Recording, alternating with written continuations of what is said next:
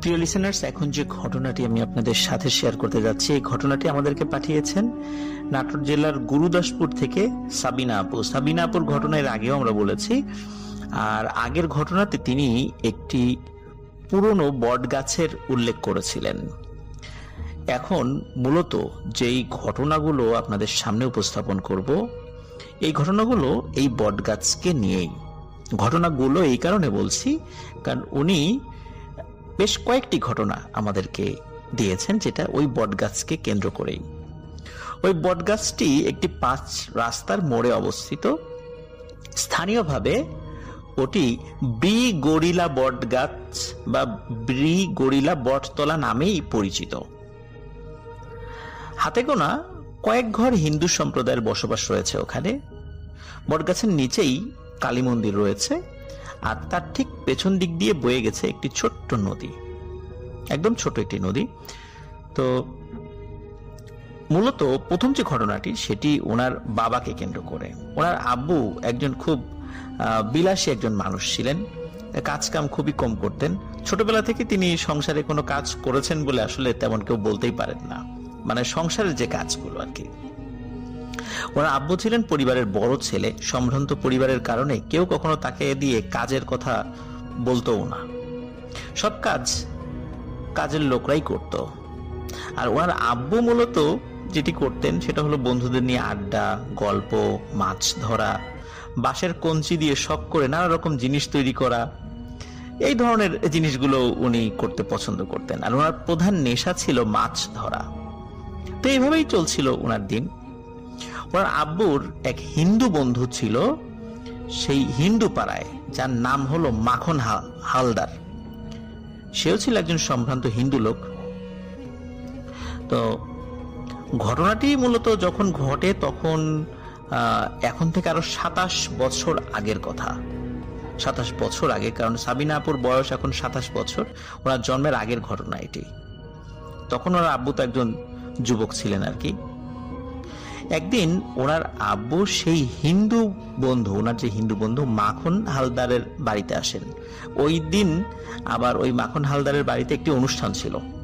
তো ওই অনুষ্ঠান উপলক্ষেই তিনি আমন্ত্রিত ছিলেন। তো ওখানকার যেই সমস্ত প্রোগ্রামগুলো সবকিছু শেষ করতে করতে, খাওয়া দাওয়া করে গল্প গুজব করতে করতে অনেক রাত হয়ে যায়।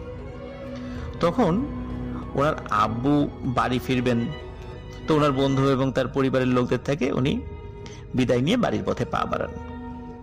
ওনার যে বন্ধু ওই মাখন হালদার, তার বাড়ি ওই বট গাছের কাছাকাছি ছিল, কিন্তু ওনাদের যে বাড়িটা ওই সময়ে সেটা কিন্তু ওই বট গাছ থেকে 2 থেকে 3 কিলোমিটার দূরে ছিল, এবং যাওয়ার জন্য জঙ্গলের মাঝের একটি রাস্তা পেরিয়ে অন্য পাড়ায় গিয়ে সেই বাড়ি, মানে ওনাদের বাড়িটা ছিল, যার কারণে বেশ অনেকটা পথ কিন্তু হেঁটে যেতে হবে। আর ওই সময় কিন্তু এত জনবসতিও এখানে ছিল না। আর ওই বট গাছটার নিচে একটি হাট বসতো। তো অনেক আগেই সেই হাটটি কোনো একটা কারণে অন্য জায়গায় স্থানান্তর করা হয়।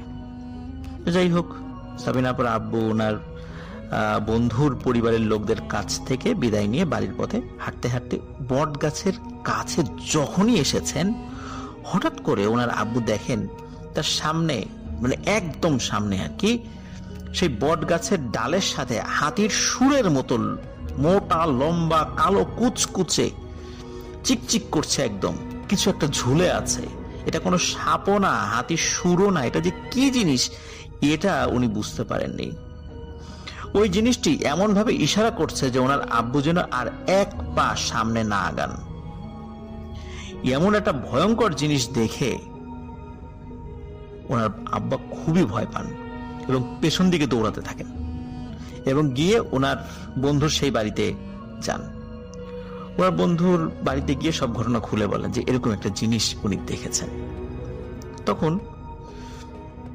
ওনার সাবিনাপুর আব্বার বন্ধু যে মাখন হালদার এবং মাখন হালদারের বাড়ির যেই লোকজন রয়েছে, এরকম বেশ কয়েকজন লোকজন, তারা সকলে ওই জায়গাতে আসেন এবং এসে দেখেন না, কিছুই নেই, সবকিছু আগের মতোই।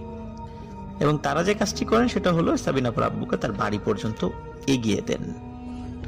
প্রিয় লিসেনার, সাধারণত বট গাছে যেটা হয় সেটা হচ্ছে যে আমরা বিভিন্ন ধরনের অবয়ব দেখি, কিন্তু এই ধরনের হাতির সুরের মতো কোনো একটা জিনিস যেটা ওই বট গাছের যেই শেকড়ের মতো যেটা ঝুলে থাকে ডাল থেকে, সেটাও না। এই ধরনের কোনো একটা অদ্ভুত জিনিস যেটা সাপও না। এটা আসলে কি হতে পারে, এটা আমি নিজেও আসলে বুঝতে পারিনি যেটা কি হতে পারে। এটা তো কোনো অবয়বও না, মানুষের মতো অবয়ব বা ভয়ঙ্কর কোনো অবয়ব তা না। তাহলে এটা কি হতে পারে? অনেকেই ওই বট গাছকে অনেক ভয় পান। ওই বট গাছের নিচে বিভিন্ন সময় বিভিন্ন ধরনের ঘটনা ঘটেছে। যেমন 2004-05 সালের দিকে একটি ছেলে তার বাবার সাথে হলুদ কিনতে গিয়েছিল। তার বাবা মূলত হলুদের ব্যাপারই ছিল, বিভিন্ন গ্রাম থেকে মানে হলুদ সংগ্রহ করত, পরে হাটে আবার সেটা একটু বেশি দামে বিক্রি করত। ওই ছেলেটি কোনো কারণে ওইখানে গিয়ে একটি বিপদে পড়েছিল। পরে দীর্ঘদিন ভোগার পর নির্দিষ্ট রিচুয়ালের মাধ্যমে সে এই বিষয়টি থেকে মুক্তি লাভ করে।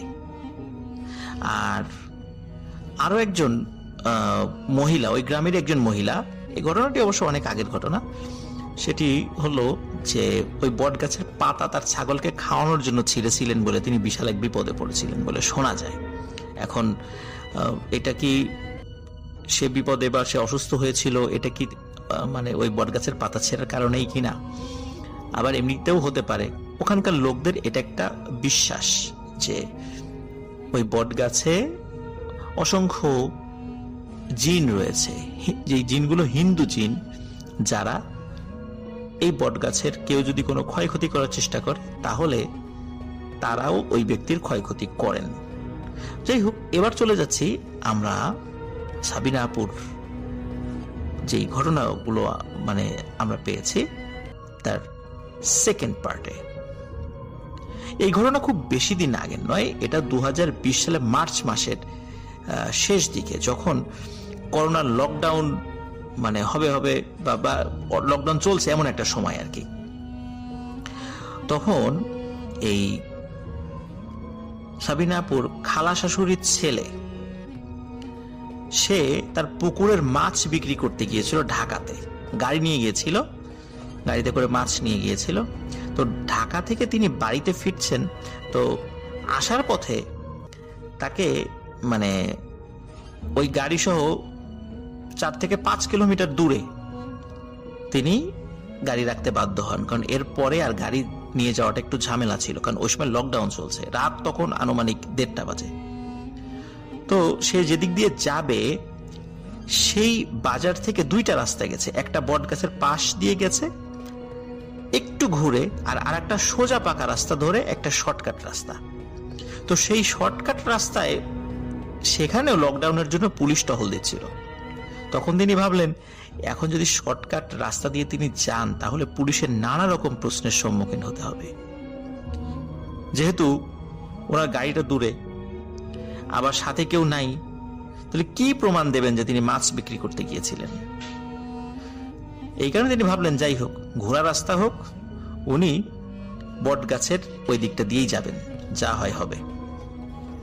তো উনি হাঁটতে হাঁটতে এক পর্যায়ে সেই বট গাছের কাছে আসেন, এবং সেই বট গাছের নিচে যখন তিনি এসেছেন, হঠাৎ করে তার মনে হলো কে যেন তার সামনে দিয়ে সা করে খুব দ্রুত চলে গেল। মনে হলো একটা মানুষের অবয়ব,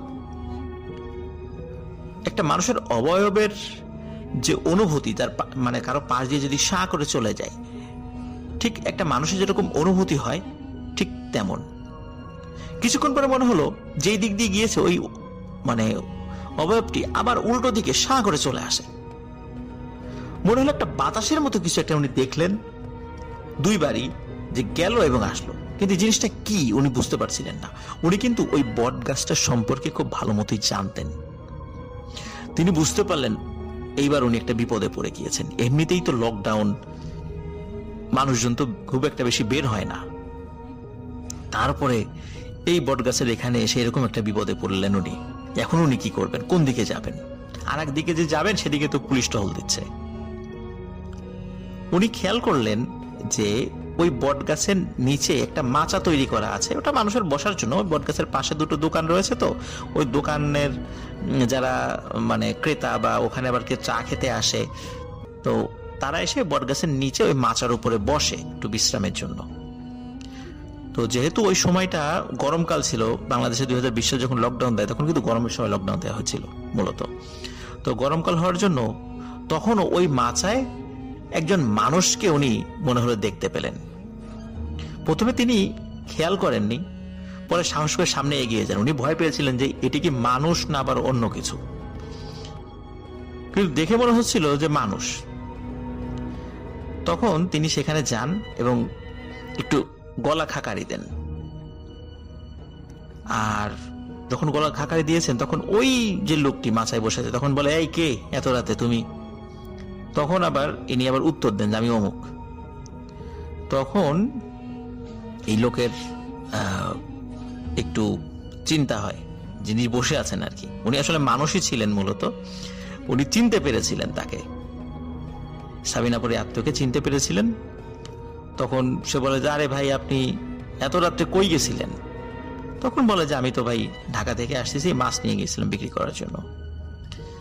তখন ওই যে ভাই, উনি চিন্তা করেছেন এটা কি মানুষ না অন্য কিছু, এটা তো পরীক্ষা করতে হবে, নাকি আবার একটা বিপদে পড়তে গিয়ে মানে যাবো আর কি। উনি বুদ্ধি করে ওনার কাছে দুটো সিগারেট ছিল, সিগারেটের একটা তাকে দেন, আসেন ভাই সিগারেট খাই, হাঁটতে হাঁটতে যাই। তখন ওই উনি যখন দেশলাই ধরিয়েছেন তখন তাকেও কিন্তু সিগারেটটা দিয়েছেন এবং নিজেও খেয়েছেন। তখনও নিশ্চিত হলেন না এটা মানুষ। যদি জিনভূত কিছু হতো তাহলে সিগারেটটা কিন্তু সে ধরাতো না, সে পালাতো। তখন ওই লোকটি বলে, স্যার তুমি কি কিছু দেখছো? তখন উনি চমকে ওঠে, জানে উনি জানলেন কিভাবে? তখন জিজ্ঞেস করেন যে ভাই আপনি কিভাবে বুঝলেন?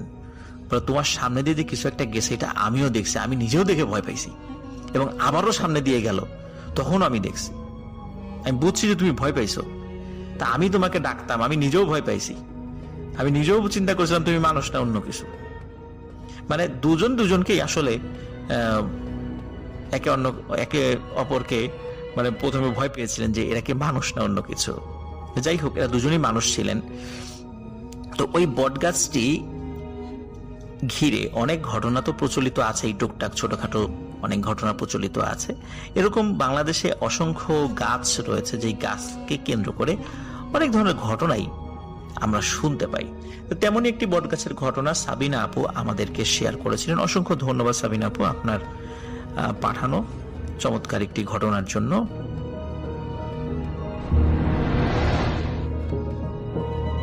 শেষবার যে ঘটনাটা আমি শেয়ার করেছিলাম তা শেয়ার করার পর থেকে ধারণা করেছিলাম আপনাদের প্রতিক্রিয়াটা কিরকম হবে। আসলে আমি আমার অবস্থানটা পরিষ্কার করতে চেয়েছি। আমার জায়গায় অন্য কেউ থাকলে সে এমন করবে কিনা জানি না, কিন্তু আমি জানি আমার সামর্থ্য কতটুকু। দোষ দিলেই যে সে দোষী তা কিন্তু না। আমি একটা কথা এড়িয়ে গিয়েছিলাম যাতে করে আমার করা অপদার্থতা ঢেকে না যায়, আর তা হলো যখন তারা দেখেছেন যখন আর কোনো সমস্যা হচ্ছে না 20-22 দিন যাবত, তখন তারা আমাকে না জানিয়ে রিহান আর শ্রাবণীর বিয়ে দিয়ে দেন, পারিবারিকভাবেই দিয়ে দেন এবং কাউকে না জানিয়ে দেন। এত কিছু হয়ে গেল, তারা কেউ আমার সাথে যোগাযোগ করেনি, আমিই করেছিলাম। বিয়ে দেবার কোনো কথাই ছিল না, আমি ব্যবস্থা করে দিয়েছিলাম যাতে তারা দেশ ছেড়ে চলে যেতে পারে। এই কথাগুলো এই জন্যই আমি বলিনি, কারণ আমার কাছে মনে হয়েছে যে দায়ভার ওনাদের ঘাড়ে চাপানো হবে। এখানে দায়ভার আসার প্রশ্নই আসে না, কারণ তকদিরের লেখন পাল্টায় না। আমি পিছিয়ে গিয়েছি কারণ আমার পক্ষে সম্ভব ছিল না অতীতকে বারবার চোখের সামনে দেখা। আর ওদের মা বাবাদের দোষটাও দেওয়া ঠিক হবে না, কারণ তারা তো মনে করেছিল এবং মনে করে নিয়েছিলেন সমস্যা কেটে গেছে। সোয়াইবের সাথে কি হয়েছে তা আমাকে বলেননি আমির সাহেব আজও, তাই জানি না কি হয়েছে ওর সাথে। একটি কথা বলতে চাই, আমি আমার ঘটনা যা শেয়ার করি তা এক এক সময়ের, কোনো অর্ডার মেনটেন করে ঘটনা শেয়ার করি না। তাই হয়তো এক এক সময় আমাকে এক এক রকম পরিস্থিতির মধ্যে দিয়ে যেতে দেখবেন। যখন যেই কেসটার কথা মনে আসে আমি তখনই সেটা শেয়ার করব। তো একদিন রাতে আমি বাইরে ছিলাম এবং একজন পরিচিত লোক আমাকে ফোন করেন এবং দেখা করতে চলে আসেন। তার সাথে একজন ভদ্রলোক ছিলেন যার নাম কবির। ছটফট করছিলেন খুব। তিনি আমাকে বলছিলেন তার স্ত্রীর অবস্থা ভালো না, সে বেহুশের মতো আজ প্রায় 42 দিন। তো আমি বলি, আসলে আমার তো কিছু করার নেই, এটা তো অসুস্থতা, আল্লাহর কাছে মাফ চান। তো উনি আমার হাতটা ধরে বলেন, না ভাই, অনেক কিছু হয়েছে আগে, অনেক কিছু। এমনভাবে বললেন যেন তিনি হাঁপাচ্ছেন। তখন আমি আমার পরিচিত লোকটির দিকে তাকালে সে বলে, জাহিদ ভাই, আমি আপনার ব্যাপারে কবিরকে সবই বলছি, আপনি একবার শুনেন আর ওর ওয়াইফকে দেখেন, দেখেন কিছু হয় কিনা। আমি তখন শুনতে চাই কি হয়েছে। তো উনি আমাকে বলেন যে গেল 6-7 মাস আগে তিনি আর তার স্ত্রী রীতা ড্রাইভে বের হয়েছিলেন রাতে। তারা গান শুনতে শুনতে ড্রাইভ করছিলেন। রাত 12টা বাজেনি তখনও। হঠাৎ তিনি লক্ষ্য করলেন তার স্ত্রী ভয়ার্তভাবে সামনের দিকে তাকিয়ে আছে, একদম পাথরের মতো শক্ত হয়ে। হাতের আঙ্গুল দিয়ে সামনের দিকে ইশারা দিয়ে আছে, আর যেন থেমে থেমে নিঃশ্বাস সে নিচ্ছে। কবির বিচলিত হয়ে পড়েন এবং গাড়ি সাইডে নিতে নিতে তিনি এক হাত দিয়ে তার স্ত্রীকে ধাক্কা দিচ্ছিলেন আর ডাকছিলেন। ঠিক সেই সময় ধুম করে গাড়ির সামনে বনেটে অদৃশ্য কোনো কিছু এসে পড়ে, যার কারণে চলন্ত গাড়ি ঝাঁকি দিয়ে পেছন দিক থেকে অনেকটা উঁচু হয়ে যায়। ভাগ্যক্রমে গাড়িটা উল্টায় যায়নি। আরেক গাড়ির বেশ কয়েকজন যাত্রী তাদের সাহায্য করে বের করে আনে। রীতা ভয়ে কাঁপছিল। কবিরের এক বন্ধু এসে তাদের নিয়ে পৌঁছে দিয়ে আসে তাদের বাড়িতে। বাড়িতে ফেরার পর স্বাভাবিক হলে রীতা বলে যে গাড়ি চলছিল, হঠাৎ যেন মনে হলো গাড়ি থেমে গেছে। তখন সে দেখলো রাস্তার মধ্যে একজন লোক আরেকজন লোককে শেকল দিয়ে অনবরত আঘাত করছে, আর সেই আঘাতের কারণে ফিনকি দিয়ে রক্ত ঝরছে সেই লোকের শরীর থেকে। আর হেডলাইটের আলোতে সে দেখলো সেই লোক শেকলটা রীতিমতো রক্তাক্ত হয়ে আছে। আলোর কারণে যেই লোক শেকল দিয়ে মারছিল লোকটিকে সেই লোক তেড়ে আসতে শুরু করলো তাদের দিকে, আর সে শূন্যে লাফ দিয়ে সজোরে সেই বড় শেকল দিয়ে তার গাড়িতে বাড়ি মারে। এরপর রীতা দেখে যে গাড়ি ঝাঁকুনি দিয়ে উঠল, আর তারপর তার কানে স্তব্ধতা এসে গেল। এতটুকু সেদিন তার মনে ছিল। এই কথা শুনে রীতার মা রীতার নানাকে ফোন করে বলেন, আসলে রীতার নানা একসময় এই জাতীয় কাজগুলো করতেন। তিনি বলেন, কিচ্ছু হবে না আমার নাতনির, পানি পড়া খেতে বলে দেন। আরও এটাও বলেন যে আমি দেখব আমার নাতনিকে কে ভয় দেখায়। এরপর কয়েকদিন কিছুই ঘটেনি, কিন্তু রীতা প্রতি রাতে স্বপ্ন দেখত। সে সাগরের তলদেশের দিকে সে যাচ্ছে, পরিষ্কার পানির নিচে সে দেখতে পেত একজন লোকের গলায় শেকল পেঁচানো, আর সেই শেকলটা একটা বড় পাথরের সাথে বাঁধা, এমনভাবে যেন এই শেকল দিয়ে এখানেই তাকে ফেলে দিয়ে চলে গিয়েছিল। প্রতিদিন রাতে একই স্বপ্ন সে দেখল কয়েকদিন। এর মধ্যে একদিন সে রান্নাঘরে রান্না করছিল। রীতা শুনতে পায় শেকল নড়াচড়ার শব্দ তার পেছন থেকে হচ্ছে, এবং সে ঘুরে তাকাতেই দেখতে পায় সেই লোককে, যেই লোক সে স্বপ্নে দেখত সাগরের তলদেশে। সেই লোকটি কিছু একটা বলছিল তাকে, কিন্তু কি রীতার সেটা কি ছিল সেটা রীতার মনে ছিল না। সেই লোক ওর গলা চেপে ধরে শেকল দিয়ে, এরপর ওর কিচ্ছু মনে ছিল না। কবিরের মা রান্নাঘরে এসে দেখতে পান রীতা কোনো একটা ভাষায় বিড়বিড় করছে ফ্লোরে শুয়ে, আর মুখ দিয়ে ফেনা বেরোচ্ছে। ওকে রুমে নিয়ে ঠিক করা হলে সে বলে সে কি দেখেছিল। এটা শুনে রীতার মা রীতার নানাকে ফোন দিয়ে বলেন রীতা কি দেখেছে। আর এটা শুনে রীতার নানা বলে দেন রীতাকে নজরে রাখো, আর তিনি ঢাকায় আসবেন 2 দিনের মধ্যেই। সেদিন রাতে রীতার ঘুম ভাঙে। তার ঘুম ভেঙে যায় এবং তার শরীরের উপরে রাখা চাদর নড়াচড়া করার কারণে রীতা ঘুমের ঘরে দেখতে পায় যে চাদরটা সাপের আকার ধারণ করেছে, আর সে কিছু বুঝে ওঠার আগেই সেই চাদর ওর মুখের মধ্যে ঢুকে যায়, যার কারণে ওর দম বন্ধ হয়ে যায়। চাদর টেনে বের করতে পারছিল না। রীতা যেন অদৃশ্য কেউ সেই চাদর ওর মুখের ভেতর ঢুকানোর চেষ্টা করছে। সে আতঙ্কে কবিরকে হাত দিয়ে ধাক্কা দিতে দিতে বিছানা থেকে পড়ে যায়। কবির সেই চাদর টেনে বের করে ফেলে, আর রীতা তখন কান্নায় ভেঙে পড়েন। কবির নিজেও বুঝতে পারছিলেন না আসলে হচ্ছে কি ওদের সাথে, আর ওর স্ত্রীর সাথে এরকম কেন হচ্ছে। এই ঘটনা শুনে রীতার নানা 2 দিন পর না এসে সেদিন ভোরে রওনা দিয়ে চলে আসেন। বিকেলে তিনি বাসায় ঢুকেই আগে রীতার কাছে যান, আর তার মতো কিছু কাজ করতে রীতার শরীর কাঁপতে থাকে। কিন্তু কিছুক্ষণ পর সে স্বাভাবিক হয়ে যায়। কবির আর কবিরের মা জানতে চাইলেন ছেলের বউয়ের সমস্যা কি। তিনি কিছু না বলে তাদের বলেন যে এত কিছু বোঝা লাগবে না, তিনি সলভ করবেন। সেদিন রাতে রীতা ঘুমিয়েছিল। ওর ঘুম ভেঙে যায় চাপকলের শব্দে। তার ঘুম ভেঙে গেলেও সে নড়াচড়া করতে পারছিল না, আর সে শুনতে পাচ্ছিল তাল মিলিয়ে কেউ চাপকলের কল চাপছিল, আর একটা কথাই সে বারবার শুনতে পাচ্ছিল, এই শরীর আমার দুশ্মনের, এই শরীর আমার দুশ্মনের। এই কথাটা ভেসে আসছিল। কোনোভাবে রীতা শব্দ করতে পারছিল না, মাথা নাড়ানো ছাড়া। সে বাম দিকে তাকিয়ে দেখতে পায় গলায় শেকল ঝুলিয়ে আধবসা হয়ে একজন লোক বসে আছে। এটা দেখে রীতা ভয়ে নিস্তেজ হয়ে যান। পরদিন সকালে তার ঘুম ভেঙে গেলে তিনি কান্নাকাটি শুরু করে দেন। সবাই তাকে সান্ত্বনা দেন, আর রীতার নানা রীতাকে বেশ কিছু নিয়ম পালন করতে বলেন। তখন রীতা রাতের কথা তার নানাকে বলে। সব শুনে তার নানা তাকে সবুর করতে বলেন আর আল্লাহর জিকির সারা দিন করতে বলেন। কয়েকদিন ভালো ছিল রীতা, আর তার নানা অনেক ধরনের তদবির করেছিলেন। তিনি প্রতিদিন নিয়ম করে সুতো বেঁধে দিতেন জানালাগুলোতে। এছাড়া আরও বেশ কিছু কাজ তিনি করতেন। তো কবির বেশ কয়েকদিন নিজে শুনেছেন তার স্ত্রী ঘুমিয়ে বিড়বিড় করে বলতো, এই শরীর আমার দুশ্মনের কথাটা। একদিন রীতা বাজারে গিয়েছিল তার মা আর শাশুড়িকে সাথে নিয়ে। সেখানে সে একটা সুপার শপের ফ্রিজের সামনে দিয়ে যাওয়ার সময় সে রীতা শুনতে পায় এবং ফিস ফিস গলায় শুনতে পায়। সে পেছনে ঘুরে দেখতে পায় সুপার শপের বিদ্যুৎ চলে গেছে, কিন্তু ফ্রিজ থেকে আলো এসে পড়ছিল। আলোটা এমনভাবে পড়ছিল যেন ঢেউ খেলানো পানি ভেদ করে সেই আলো সেখানে এসে পড়ছে। নখ দিয়ে ফ্রিজের ডোরে টোকা দেওয়ার শব্দ তিনি শুনতে পান। তখন তার পেছন থেকে কেউ তাকে স্পর্শ করে। ভয়ে তিনি দৌড় দিয়ে সেই ফ্রিজের সামনে দিয়ে যাচ্ছিল। ঠিক তখনই দেখতে পান ফ্রিজার পানি ফ্রিজার ভর্তি পানি, আর সেভাবেই গলায় শেকল বাঁধা একজন লোক দাঁড়ানো, ভঙ্গিমায় ভাসমান, চোখ দুটি বন্ধ, শেকলটা পাথরে বাঁধা। তখন সেই ভাসমান লোকটার চোখ খুলে যায়। তিনি তিনি আবারও দৌড় দিতে যাবেন, কিন্তু কিছু দূরে তিনি দেখতে পান অন্ধকার দুজন লোক দাঁড়িয়ে আছে, যাদের চোখগুলো লাল এবং জলজল করছে। এরপর আর কিছুই মনে থাকার কথা না রীতার। স্বাভাবিকভাবে এত কিছু দেখার পর রীতা বেহুশ হয়ে যায়। তো রীতার হুঁশ ফেরে সেখানেই। তো ওই দোকানের লোকজনের ছিটানো পানি আর রীতার মা শাশুড়ির ডাকে তার হুঁশ ফেরে। মূলত লোডশেডিং হয়েছিল তখন, ব্যাকআপ পাওয়ার আসতে কয়েক সেকেন্ডের দেরি হয়েছিল। রীতার মা শাশুড়ি দেখেন রীতা ফ্রিজের দিকে তাকিয়ে আছে। তাদের দিকে রীতা তাকালো আর 1-2 কদম পিছিয়ে যেতে বেহুশ হয়ে যায়। তাকে বাসায় নিয়ে আসা হয়, আর রীতার নানা এসে রীতাকে ঝাড়ফুঁক করেন এবং রীতাকে বাইরে যেতে নিষেধ করে দেন। এদিকে তিনি নিজেও স্পষ্ট করেছিলেন যে সমস্যাটা কি রীতার।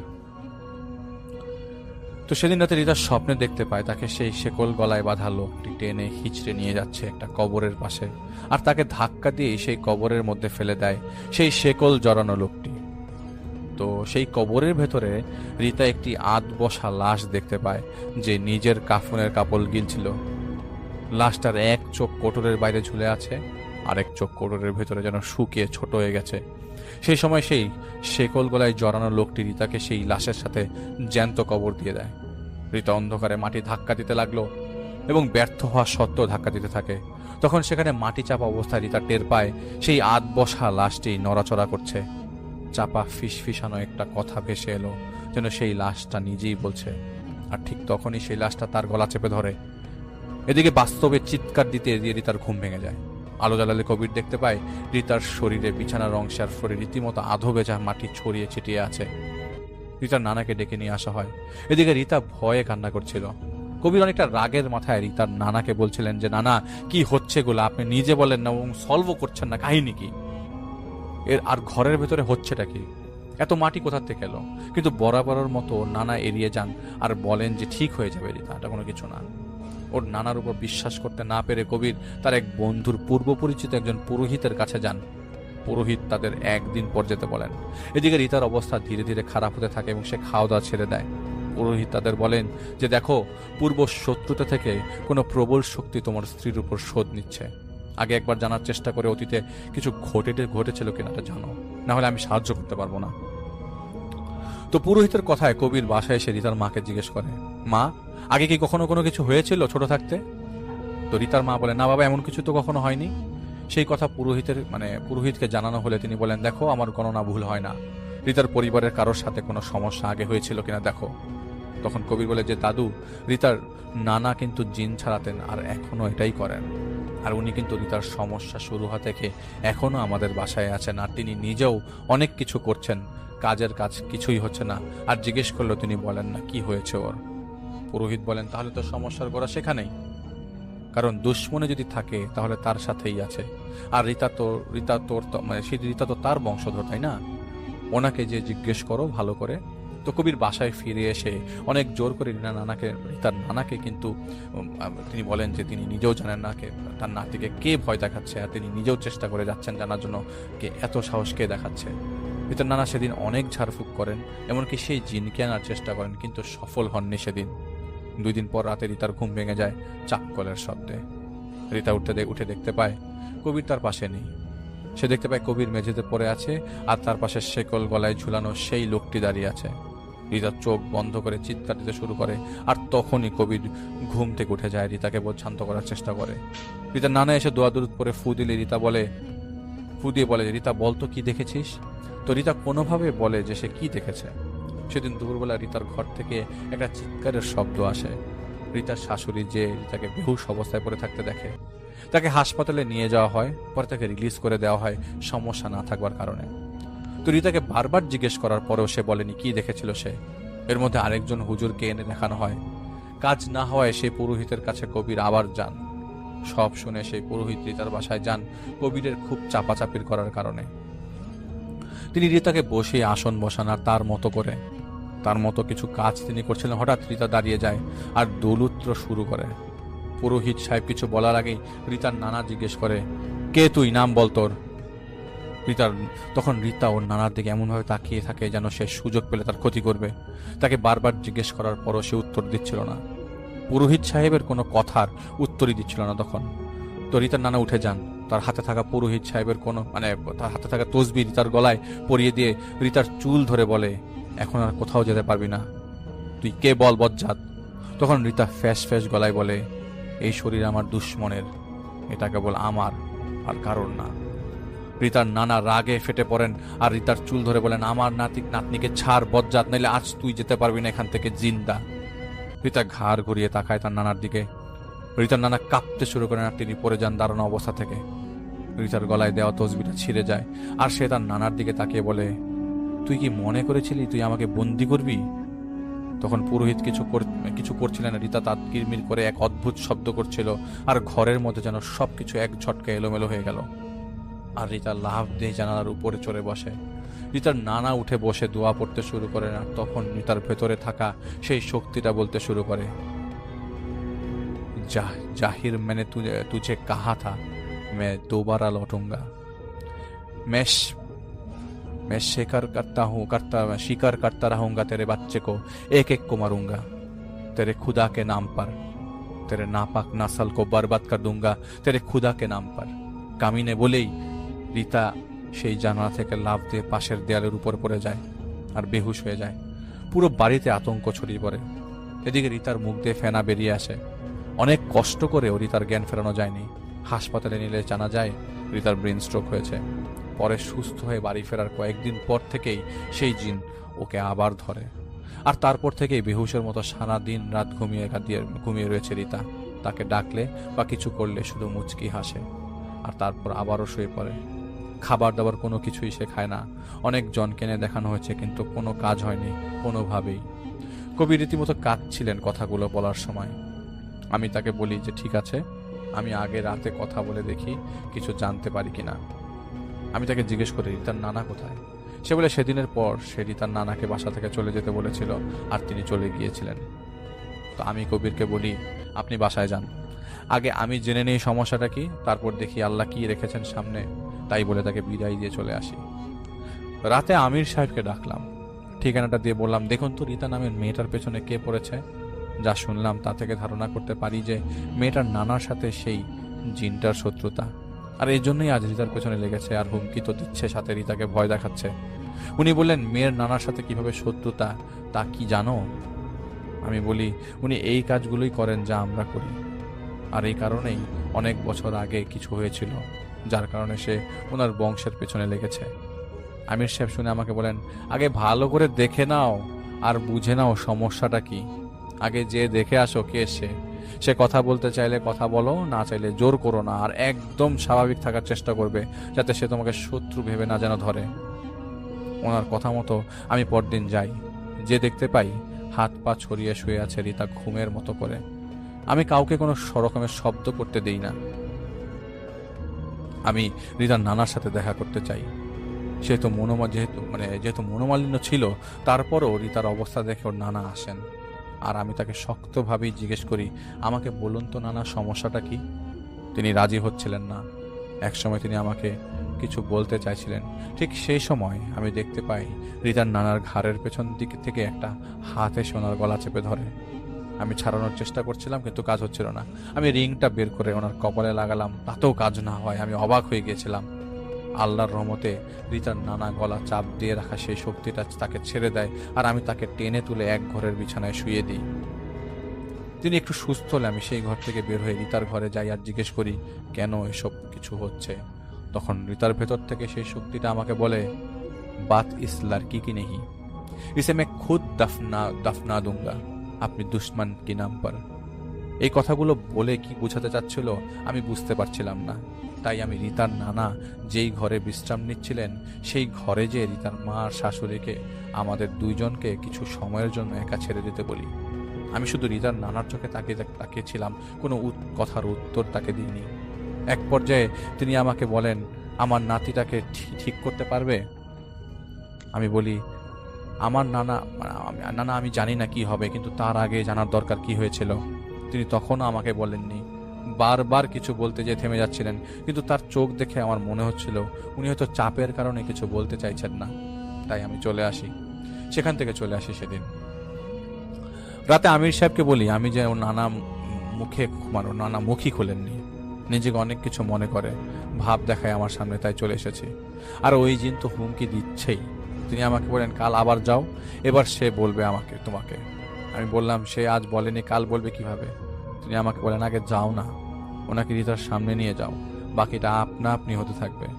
আর শোনো, ওনাকে তুমি বলবে যদি নিজের জ্ঞানের উপর অহংকার চলে আসে তখন সেই জ্ঞান একদিন কাজে আসে না।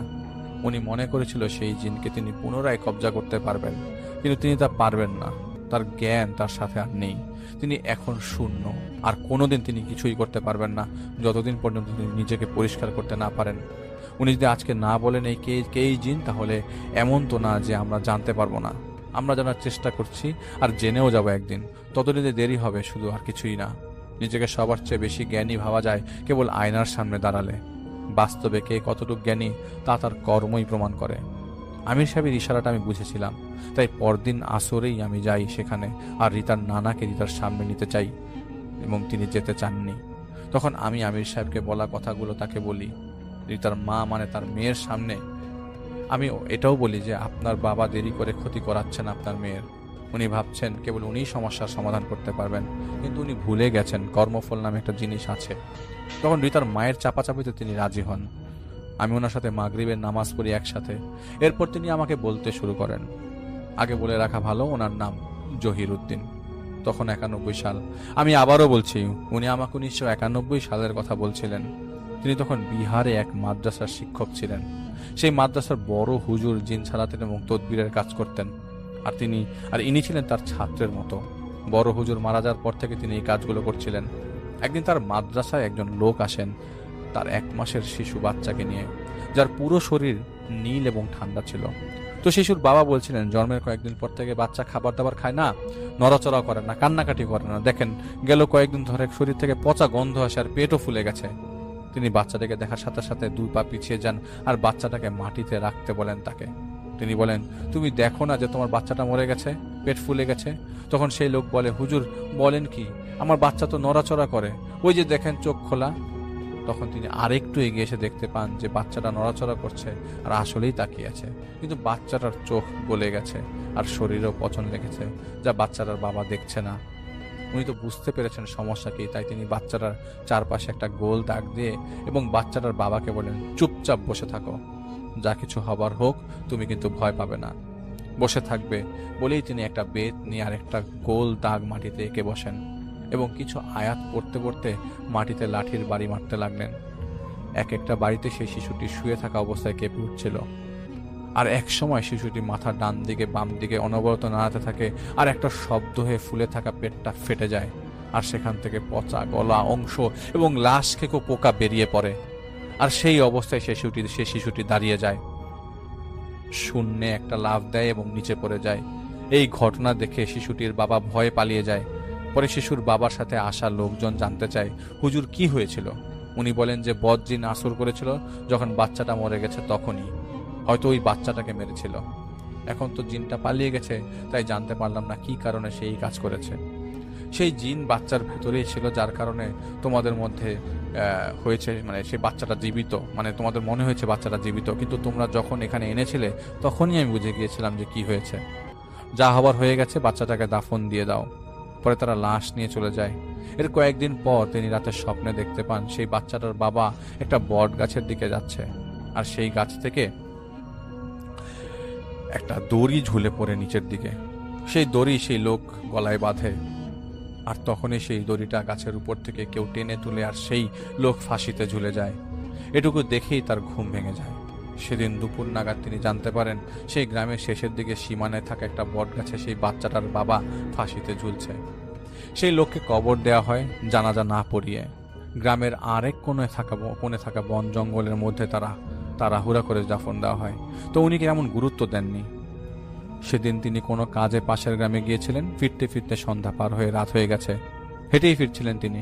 একসময় তিনি লক্ষ্য করলেন তার পেছনে কেউ একটু দূরত্ব বজায় রেখে হাঁটছে। যতটুকু বুঝেছিলেন একটা মানুষ যে ঢুলে ঢুলে চলছে। কিছুক্ষণ পর সেই লোককে তিনি দেখতে পান যে ফাঁসিতে ঝুলেছিল সেই লোককে, যে তার কাছাকাছি দূরত্বে হাঁটছে আর খিলখিলিয়ে হাসছে। তা দেখে তিনি তার হাতে তসবি তাকে দেখান আর বলেন, বজ্জাত হারামি, পালিয়ে যা, নইলে তোকে বন্দি করব। এটা শুনে সেই লোক আরো জোরে হাসতে শুরু করে আর অনেকটা বাতাসে ভেসে একটা গাছে যেয়ে বসে আর ওনাকে উদ্দেশ্য করে বলে, ইহা সে ভাগ যা, নেই তো তুঝে मैं মার दूंगा।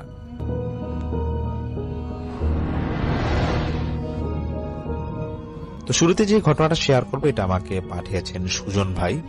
ওনার নানি বাড়িতে নানির সাথে একটা ঘটনা ঘটে, সেই ঘটনাটাই এখন আমি বলতে যাচ্ছি।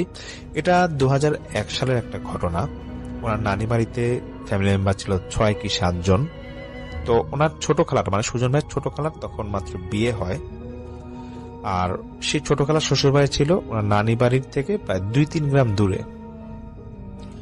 তো সুজন ভাইয়ের নানি, উনি নাকি ছোটবেলা থেকে জিন পালতেন এবং ওনার সাথে একটা সবসময় ভালো জিন থাকতো। প্রত্যেক দিন ঈশান নামাজের পর সেই ভালো জিনকে তিনি ডাকতেন এবং সেই জিন আসতো এবং মাঝে মাঝে নাকি সেই জিনের মাধ্যমে তিনি গ্রামের অনেকে সেবা করে থাকতেন। তো ওনার যেহেতু, মানে সেই সুজন ভাইয়ের খালার যেহেতু বিয়ে হয়েছে, তো একদিন ওনার নানু ঠিক করে যে সেই খালার শ্বশুর বাড়িতে পিঠা বানিয়ে নিয়ে যাবে। এরকম সারাদিন সারা রাত ধরে তিনি পিঠা বানান। তো কোনো এক দুপুরে এরকম উনি পিঠার যে ব্যাগটা আছে সেটা নিয়ে ওনার মেয়ের শ্বশুর বাড়িতে রওনা দেয়। তো উনি ঠিক করে যে হেঁটেই যাবে, এত ওইরকম গাড়ি টাড়ি নিয়ে যাবে না এবং উনি একাই যাবে। তো যখন তিনি যাওয়া শুরু করে, রাস্তাটা নাকি ছিল এমন গ্রামের রাস্তা, তো এক সাইডে ছিল গ্রাম আর এক সাইডে ছিল ধান ক্ষেত। সন্ধ্যার আগ মুহূর্তে তিনি যখন হাঁটতেছে, তখন হঠাৎ করে মনের অজান্তেই তিনি কেন জানি ধান ক্ষেতের ভিতর দিয়ে হাঁটা শুরু করে। আসলে নাকি এরকম যে যাতায়াতটা, মানে আসরের পর থেকে হাঁটা শুরু করলে নাকি সন্ধ্যার আগেই পৌঁছে যাওয়া যায়। তখন নাকি ছিল গরমকাল, তো মাগরিবের সময়টাও ছিল অনেক পরে। যা হোক, এরকম তো উনি ধান ক্ষেতের মধ্যে হাঁটতে থাকে। তো উনি যখন হাঁটতে হাঁটতে নিজের অজান্তেই হাঁটতেছে, রাতে 1টা কি 1:30 বাজবে, তখন হঠাৎ করে ওনার একটু সেন্স আসে সেই নানির, যে আমি কি ব্যাপার, এত রাতে আমি এখানে কি করতেছি, এখানে হাঁটতেছি কেন। উনি শুধু দেখতেছে যে বাজে আকৃতির কিছু একটা দূরের থেকে মনে দেখলো, দেখে নিজেই ভয় পেয়ে গেল। ভয় পেয়ে যাওয়ার পর ওনার দেখতেছে হাতের যে পিঠার ওনার ব্যাগগুলা ছিল, দেখতেছে আশেপাশে পিঠা নাই এবং পিঠার ব্যাগটা খালি পড়ে আছে। তখন ওনার সাথে যে ভালো জিনটা আছে সে শুধু সেই নানিকে এসে বলতেছে যে তুমি কিভাবে এখানে আসলা। তখন সেই নানি বলতেছে, আমি তো পিঠা নিয়ে, এরকম বলা যায়, পিঠা নিয়ে রওনা দিয়েছিলাম সেই তো অনেক আগে, আসরের পর তখন বা একটু দিন থাকতে থাকতে এখন দেখি রাত হয়ে গেল। তখন সেই জিন বলতেছে যে রাত হয়ে গেল মানে এখন বুঝো যে তাহাজ্জুদের সময় হয়ে গেছে। তাহাজ্জুদের সময় মানে প্রায় 1:30-2টা এরকম বলতেছে। তখন সেই জিন বলতেছে, যা হোক, তোমাকে একটা বদ জিন ভর করছিল, তোমার হাতে যেহেতু পিঠা ছিল, সে এরকম পিঠার লোভে এরকম বদ জিনটা তোমাকে ভর করে এখানে নিয়ে আসছে এবং তোমাকে ঘুরপাক খাওয়াচ্ছিল। তোমার এখন যেহেতু সেন্স আসছে, একটা কাজ করো, আমি চেষ্টা করতেছি তোমাকে বাঁচানোর জন্য, কিছু কাজ দিব। তো তুমি একটা বাসার ঠিক দেখাইতে যাই, যে এখানে যে বাসাটা আছে, বাসার ভিতরে একটা লোহা পাবা। এই পাশে নাকি একটা পরিত্যক্ত বাসা ছিল, সেখানে বলছে এখানে একটা লোহা পাবা, তুমি যদি কষ্ট করে সেই লোহাটা নিয়ে আসতে পারো এবং তুমি যেখানে দাঁড়ায় আছো এখানে চারপাশে বৃত্তাকার করে এখানে দাঁড়ায় থাকবে এবং কিছু দোয়া দিব, দোয়াগুলা এবং আমলগুলা করতে থাকো, দেখবা তোমাকে খারাপ কিছু আসর করবে না। তো সেই ভালো জিনটা বলতেছে, দেখো এই খারাপ জিনটা যেটা তোমাকে ভর করছে সেই মুহূর্তে নাই, কিন্তু সে কিছুক্ষণের মধ্যে আবার আসবে এবং সে আমার থেকে খুব শক্তিশালী, তোমাকে আমি যে কাজটা দিলাম তুমি সেটা করো।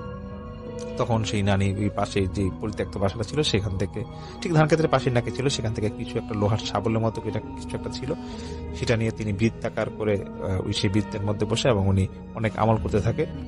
সঙ্গে সঙ্গে নাকি সেই বদজিনটা সে আসতেছে, মানে আসতেছেটা নাকি নানি বুঝতে পারতেছিল না, শুধু বুঝতেছিল যে আশেপাশে কিছু কুকুর কিছুক্ষণ ডাকতেছিল এবং মানে অন্ধকার, তো অন্ধকারের মধ্যে কোন একটা প্রাণী এসে ওনাকে মানে ওনাকে কিছু বলতে ভয় দেখাচ্ছে আর কি। এমন সময় নাকি একটা ভয়েস আসে এবং ভয়েসটা ছিল খুব গম্ভীর আকৃতির একটা ভয়েস ছিল এবং বলতেছে যে তুই এটা কি করলি, তুই চারপাশে এটা কি করছিস, আমি তো ঢুকতে পারতেছি না, তোকে আমি শেষ করে দিব, আমাকে আরো পিঠা দে, আমি আরো খাবো। এরকম যখন বলতেছে তখন সেই নানি কিছুই বলতেছে না, জোরে জোরে দোয়া পড়তেছিল। তখন মানে প্রায় নাকি ফজরের আগ মুহূর্ত হয়ে যাবে, যখন আজান দূরের থেকে শোনা যাচ্ছিল তখন সেই বদ জিনিসটা চলে গেছে এবং সেই ভালো জিন আবার আসে এবং সেই সুজন ভাই নানিকে বলতেছে যে দেখেন আপনার ওই যে জিনিসটা ঘটছিল সেটা মানে সেই ভাড়াটা কেটে গেছে, সেই বদ জিন চলে গেছে, আপনি এই রাস্তা দিয়ে কখনো আসা যাওয়া করেন না, মেয়ের বাসায় গেলে আর আপনি একটু সাবধানে থাকেন, আর আপনার আজকে আর মেয়ের বাসায় যাওয়া দরকার নাই, আলো হোক, আলো হলে আপনি চলে যান, আপনার কোনো ক্ষতি আর হবে না। পরে নাকি ফজরের পরে যখন আলো হয় তখন তিনি তার বাসায় চলে যান এবং ওনার বাসায় সবাই ঘটনাটা জানান। এটা একটা ছোট ঘটনা ছিল। তো এরপরে আমি আরেকটা ঘটনায় চলে যাচ্ছি। সেই ঘটনাটা আমাকে পাঠিয়েছেন যিনি, তার নাম আবিদ ভাই। তো আবিদ ভাই যেটা বলে যে ওনার সাথে একটা ঘটনা ঘটে ওনার দাদুকে নিয়ে, এটা বেশ কয়েক বছর আগের ঘটনা। তো সেদিন উনি ওনার দাদুকে বলে, দাদু তুমি তো প্রতি রাতে এরকম মাছ ধরতে যাও, তো আজকে আমি তোমার সাথে মাছ ধরতে যাব। তো ওনার দাদু ছিল খুব ধার্মিক এবং সেই দাদু নাকি 40 বছর ইমামতি করতো এবং ওনার সাথে নাকি মাঝে মাঝে কিছু জিনদের কথাবার্তা হতো এবং দুই একটা ভালো জিন ওনার সাথে সবসময় থাকতো। তো ওনারা এরকম সে সারাদিন ঘুমায়, যেহেতু রাতে মাছ ধরতে যাবে, সে আবিদ ভাই এবং ওনার দাদু সারাদিন ঘুমায়। তো রাতে 8:20 ওনারা নাকি নৌকায় উঠে যে নদীতে মাছ ধরতে যাবে, নদীর পারে পারেই নাকি ওনারা মাছ ধরছিল। তো মাছ ধরতে ধরতে ভালোই মাছ ওনাদের নৌকা এসেছিল, নদীতে কোনো একটা স্রোত ছিল না, খুব শান্ত ছিল সেই মুহূর্তে। তো একটা মুহূর্তে যেটা ঘটে যে ওনার দাদু বলতেছে সেই আবিদ ভাইকে বলতেছে যে আবিদ এক কাজ কর, আমরা একটু সামনের দিকে যাই, একটু সামনে যাই, ওইখানে ভালো মাছ পাওয়া যাবে, ওখানে বড় বড় মাছ পাওয়া যাবে, একটু মাছ নদীর দিকে যাবো চল। আবিদ ভাই বলছে হ্যাঁ দাদু সমস্যা নাই। তখন নাকি প্রায় 10:30 11টা বাজবে। তো ওনারা মাছ নদীর দিকে যায় এবং মাছ ধরতেছে। ধরতে ধরতে একটাবার যখন জাল ফালাবে বড় মাছ ধরার আশায়, তখন জালটা নাকি উঠতেছিল না। তখন সেই আবিদ ভাই বলতেছে দাদু জাল যদি না উঠে এক কাজ করো, জাল ফালায় দাও, জাল ফালায় চলো আমরা চলে যাই। মানে আবিদ ভাই নাকি তখন একটু ভয় লাগতেছিল, যেহেতু জাল ফালাইছে মাছ নদীতে উঠতেছে না। দাদুর কথা হচ্ছে যে না, জাল ফালাইছে মাছ নিশ্চয়ই আছে, এখানে মাছ পাবোই। তো আবিদ ভাই আমাকে যেটা বলে যে ভাইয়া প্রথম পর্যায়ে কিন্তু আমাদের আশেপাশে দু একটা নৌকা ছিল, কিন্তু মাঝ নদীতে যখন আমরা গেছি তখন আমাদের সাথে শুধু টর্চ লাইটের আলো আর আশেপাশে কোনো নৌকা বা কিছুই নাই। তখন দাদুর মধ্যে মানে খুব জিদ কাজ করতেছিল যে জাল ফালাইলাম, জাল উঠবে না কেন, আর এখানে তো আশেপাশে অন্য কেউ জাল ফালাইছে এরকম হইতেই পারে না। তখন দাদু বলতেছে জাবিদ তুই এক কাজ কর, তুই একটু নৌকায় বস, আমি ঝাঁপ দিয়ে দেখতেছি যে কি সমস্যা। তখন নাকি তিনি ঝাঁপ দেয় এবং 2-3 বার উনি মানে ডুব দিচ্ছিল। 2-3 বার ডুব দেওয়ার পর 4 নাম্বার কি 5 নাম্বার বার হবে যে ডুব যখন দেয় আর উঠতেছে না। তখন আবিদ ভাই প্রচন্ড ভয় পেয়ে যায়, উনি ভাবতেছে যে দাদু আবার ডুবে গেল নাকি, কোথায় কোনো সারা শব্দ নাই। অনেক টর্চ মারতেছিল, কোনো উপায় মানে খুঁজে পাচ্ছিল না। দেখতেছে যে দাদু উঠতেছে না, এদিকে জালও টানতেছে, জালও আসতেছে না। তো আবিদ ভাই নাকি সাহস দেখায়, উনি করে কি যে নিজে থেকেই নাকি লাভ দেয়, দেখতেছে ঝাঁপ দেয় আর কি সেই নদীতে, যে দেখবো মানার কথা বাঁচি মনে আগে দেখে দাদুর কি অবস্থা আমি দেখবো। যখন তিনি ঝাঁপ দেয় তখন তিনি কে দেখতেছে যে ওনার দাদু বেশি নয় অল্প একটু নিচেই বসা অবস্থা এবং চোখ দুইটা ওই টর্চ লাইটের আলো যেরকম চোখ দুইটা এরকম আলো বেরোচ্ছিল। আবিদ ভাই নাকি কোন রকম আবার উপরে উঠে আসে এবং উপরে উঠে উনি ভাবতেছিল যে আমি কি দেখলাম, আবার উনি ডুব দেয়, দেখতেছে না একই জিনিস দেখতেছে। দেখার পর তিনি আর কিছুই বলতে পারবেন, আবিদ ভাই কিছু বলে যে ভাই আমি আর কিছুই বলতে পারবো না। আমি অনেকক্ষণ পর আমার সেন্স আসে, তখন আমি দেখি যে আমার পাশে দাদু শুয়ে আছে, আমরা দুজনই নৌকার উপরে এবং দাদুর তখন সেন্স ছিল, মাত্র সেন্স আসছে এবং আমার তো সেন্স আসে। তখন দাদু আমাকে জড়ায় অনেক কাঁদতেছিল এবং বলতেছে চল কোন রকম নৌকাটা পারে নিয়ে যাই। তখন ওরা নাকি নৌকা পারে নিয়ে যায় এবং আবিদ ভাই বলে যে ভাই আমার তো সব কথা মনেই ছিল, কিন্তু পারে আসার পর দেখতেছি যে আমার এবং দাদুর দুজনের কাপড় শুকনা, কোনো ভিজা না। এবং যেটা হচ্ছে যে আমাদের যে মাছগুলা ছিল একটা মাছও নাই। শুধু দাদু আমাকে জড়ায় ধরে কাঁদতেছে, বলছে নাতি বাসায় চল, বাসায় গিয়ে বাকি কথা বলবো, এখন আর কিছু বলবো না, মনটা ভালো নেই। তখন আবিদ ভাইয়ের ওরা ঘড়িতে দেখতেছে প্রায় 2:40 বাজে। আবিদ ভাই এবং দাদু অনেক ভয়ে ভয়ে বাসায় যায় এবং যে যার রুমে পরে শুয়ে পড়ে। সকালবেলা সবাইকে নিয়ে তারপর সে দাদু বলতেছে যে আবিদকে নিয়ে গতকাল মাছ ধরতে গেছিলাম, মানে আল্লাহর অশেষ রহমত যে আমার সাথে যে ভালো জিনটা আছে সে আছে দেখে আমি বেঁচে গেছি। তখন সেই দাদু বলতেছে যে আমি যখন ওই জাল ফালানোর পর মানে উঠতে পারতেছিলাম না, তো আমি যখন নিচে ডুব দিতেছিলাম দেখতেছি যে একটা কে যেন আমাকে পা ধরে টানতেছে পানির নিচ থেকে। তখন আমার সাথে যে ভালো জিনটা আছে সেই জিনটা নেহাত আমাকে বাঁচায় দিছে এবং অনেক কষ্টে আমরা বেঁচে পড়ে এখান থেকে ফিরি। আবিদ বলে যে ভাই এরকম একটা ছোট ঘটনা আমি শেয়ার করলাম, এটা আসলে আমার জীবনে একটা অনেক বড় ভৌতিক ঘটনা, এটা ঘটে আমার দাদু এবং আমার সাথে। তারপর থেকে আবিদ ভাই মাছ ধরতে যায় না। তো গত 1 বছর আগে ওনার দাদু মারা গিয়েছে। আবিদ ভাই দোয়া চাইছেন ওনার দাদুর জন্য, আশা করি আপনারা সবাই ওনার জন্য দোয়া করবেন। তো এখন আরেকটা ঘটনা আমি শেয়ার করব, এটা যিনি আমাকে পাঠিয়েছেন তিনি তার নাম প্রকাশ করতে মানা করেছেন, দেখে নাম প্রকাশ করছি না। তো সেই ভাই বলে যে ওনার দাদা বাড়ি এবং নানা বাড়ি দুইটাই খুব কাছাকাছি ছিল এবং দুই বাড়িতেই নাকি জিনদের আনাগোনা ছিল। এটা আসলে ওনার একটা এক্সপিরিয়েন্স, উনি যেটা বলে যেটার সম্মুখীন যেটা তিনি হয়েছিলেন সেটা আমি শেয়ার করব। তো সেই ভাইয়ের ছদ্মনাম দিচ্ছি আমি মাসুদ। তো মাসুদ ভাই বলে যে ওনার তখন জন্ম হয় নাই, ওনার মায়ের পেটে তিনি যখন ছিলেন তখন নাকি প্রায় রাতে ওনার যে দাদা বাড়িতে উনি যে থাকতো, তো ওনার ফুফু নাকি থাকতো অনেক দূরে, মানে ও ফুফুর বাসা ছিল, ফুফু তো শ্বশুর বাড়িতে থাকতো, অনেক দূরেই থাকতো। তো সেই ফুফু নাকি প্রায় রাত্রে 12টা-1টার দিকে নাকি এসে আমাদের বাড়ির মানে পাশে এসে, মানে ওই মাসুদ ভাইটা যে মাসুদের মা এবং বাবা যে বাসায় রুমে থাকতো বাসার, সেই রুমের বাইরে এসে নাকি কান্নাকাটি করে করুণ সুরে ডাকতো। তো মাঝে মাঝে নাকি ওনার বাবা যেতেও চাইতো, মানে যে দেখি যে কি ব্যাপার, কে এটা, তখন প্রায় সময় নাকি ওনার মা টান দিয়ে নিয়ে আসতে বলছে এগুলা খারাপ জিনিস দেখতে হয় না, দেখতে যায় না, এরকম ডাকতেই পারে। যাই হোক, তো তারপর হয়তো বুঝেছিল যে বাসায় কোনো একটা সমস্যা আছে। তো মাসুদ ভাইয়ের মাকে তখন ওনার বাবা পাঠায় দেয়, বলছে ঠিক আছে তুমি এক কাজ করো, তোমার বাবার বাসায় চলে যাও। তো পরে মাসুদ ভাইয়ের মা ওনার মাসুদ ভাই পেটে থাকা অবস্থায় পরে ওনার নানি বাড়ি এসে পড়ে। নানি বাড়ি আসার পর নাকি এরকম উল্টা পাল্টা অনেক কিছু দেখতো। তখন তার নানি বলতো যে দেখ হয়তো তুই এরকম অসুস্থ, যেহেতু তোর বাচ্চা হবে যেহেতু, তাই খারাপ কিছু হয়তো তোকে ডাকাডাকি করছে। তো যাই হোক, তারপরে নাকি প্রায় সময় সেই মাসুদ ভাইয়ের মা ওই ওনার জন্ম হওয়ার আগ পর্যন্ত, মানে মাসুদ ভাই জন্ম আগ পর্যন্ত ওনার মায়ের সাথে ঘুমাতো। তারপর তো মাসুদ ভাইয়ের জন্ম হয়, খুব একটা সমস্যা নাকি হয় না। কিন্তু উনি ছোটবেলা থেকে শুনে আসছে যে ওনার দাদি বাড়িতে এবং নানির বাড়িতে এরকম জিনদের আনাগোনা আছে। তো একদিন ওনার যখন বয়স আস্তে আস্তে বাড়তে থাকে, তখন নাকি 6 কি 7 বছর হবে, মাসুদ ভাইয়ের তখন বেশ বুঝ আছে। তো উনি প্রথম সেদিন এরকম খারাপ কিছু একটা দেখে, খারাপ হোক বা ভালো হোক, যেটা জিনের মানে জিন জাতীয় কিছু একটা উনি দেখে। উনি ওনার দাদু নানুর কাছে শুনেছিল যে জিন নাকি আগুন আকৃতির হয়, যখন আসে আগুন আকৃতির হয়। তো সেদিন রাত্রে 11টা, মানে গ্রামের 11টা তো মানে অনেক রাতের মতো। তো সেদিন রাত 11টায় তখন নাকি ওনারা বাসায় বসে সবাই টিভি দেখছিল ওনার দাদু বাড়িতেই। তো টিভি দেখার একটা মুহূর্তে কারেন্ট চলে যায়। তো ওনার চাচা বলতেছে যে মাসুদ তুই এক কাজ কর, ওই টিভি প্লাগটা খুলে দে। জানলার পাশে নাকি প্লাগটা ছিল। তো প্লাগটা যখন তিনি খুলতে যাবে, খুলে নাকি জানলার দিকে তাকাচ্ছে, পাশে নাকি একটা বেশ বড় একটা গাছ ছিল। মাসুদ ভাই দেখে যে আগুনের আকৃতির, গোলাকৃতির কিছু মানে দুইটা আলো এসে ওনার সেই গাছের মধ্যে এসে মিশে গেছে। এবং এটা উনি বলে যে আমি স্পষ্ট দেখি, মানে আমি যদি চোখের ভুল দেখতাম তো একটা কথা। তখন সঙ্গে সঙ্গে এসে আমার মাকে বলি, মা বলতেছে যেগুলা এরকম ঘটেই বাবা বাদ দে। তারপর ওনার যখন ক্লাস 8-এর উনি ফাইনাল পরীক্ষা হবে, মাসুদ ভাই বলে যে ভাই মাঝে মাঝে আমার বাড়ির কাছে একটা আঙ্কেল আছে, সেই আঙ্কেলের বাসায় পড়তে যেতাম। তো সেখানে একটা ঘটনা ঘটে যে আমি একদিন আমার অঙ্ক পরীক্ষা, তো আমি অঙ্ক পরীক্ষার আগের দিন আমি অনেক রাত ধরে ওই আঙ্কেলের কাছে পড়তেছিলাম। বলছে বেশিক্ষণ দূরত্ব না, মানে 5 মিনিট হয়ে গেলে আমাদের বাড়ি, কিন্তু আশেপাশে বেশ গাছপালা সেই রাস্তায়। তখন যেটা ঘটে যে সেই মাসুদ ভাই নাকি সেই আঙ্কেলের বাসায় যিনি পড়ালেখা করে রাত 12টার দিকে যখন বাসায় যাবে, তো সেই আঙ্কেল বলতেছে মাসুদ তুমি একা যেও না, আমি তোমাকে পৌঁছায় দিই।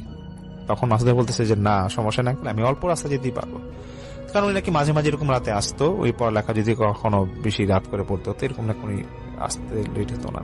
তো সেদিন যেহেতু অঙ্ক ছিল তো একটু লেট হয়ে গেছিল।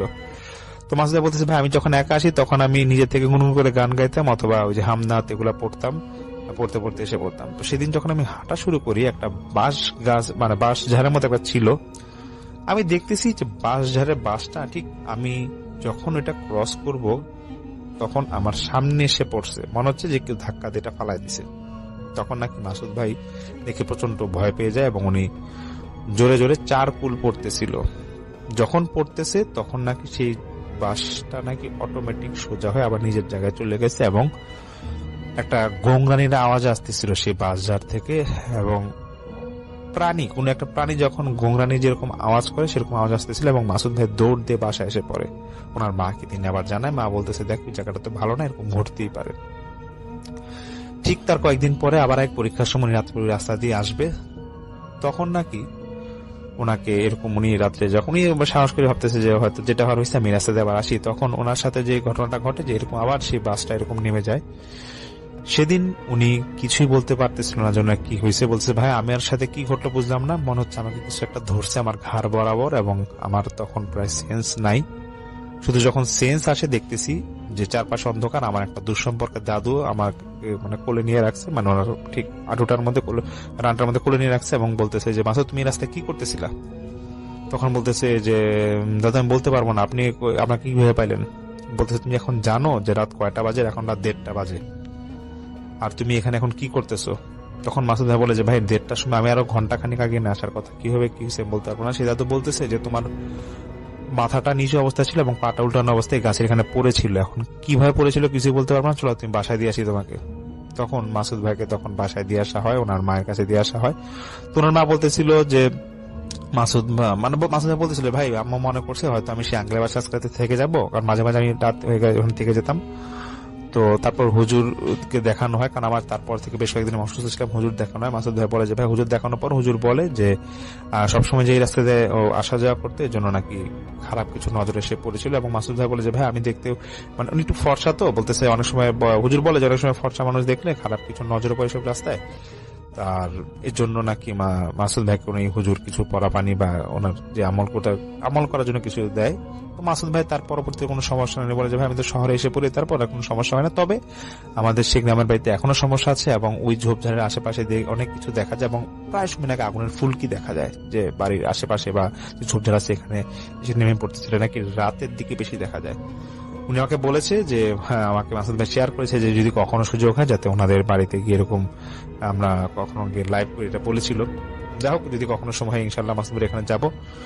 তো আশা করি আপনাদের আজকের ঘটনাগুলা বেশ ভালো লেগেছে।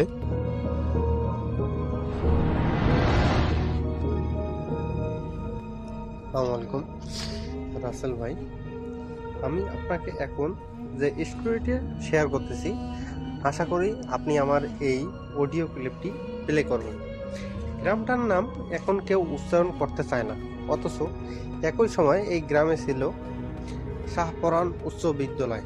চারপাশে খোলা মাঠ, পুরনো গাছ আর মাঝখানে দাঁড়িয়ে থাকা লাল ইটের দোতলা বিল্ডিং দূর থেকেই নজর পড়তে লাগলো।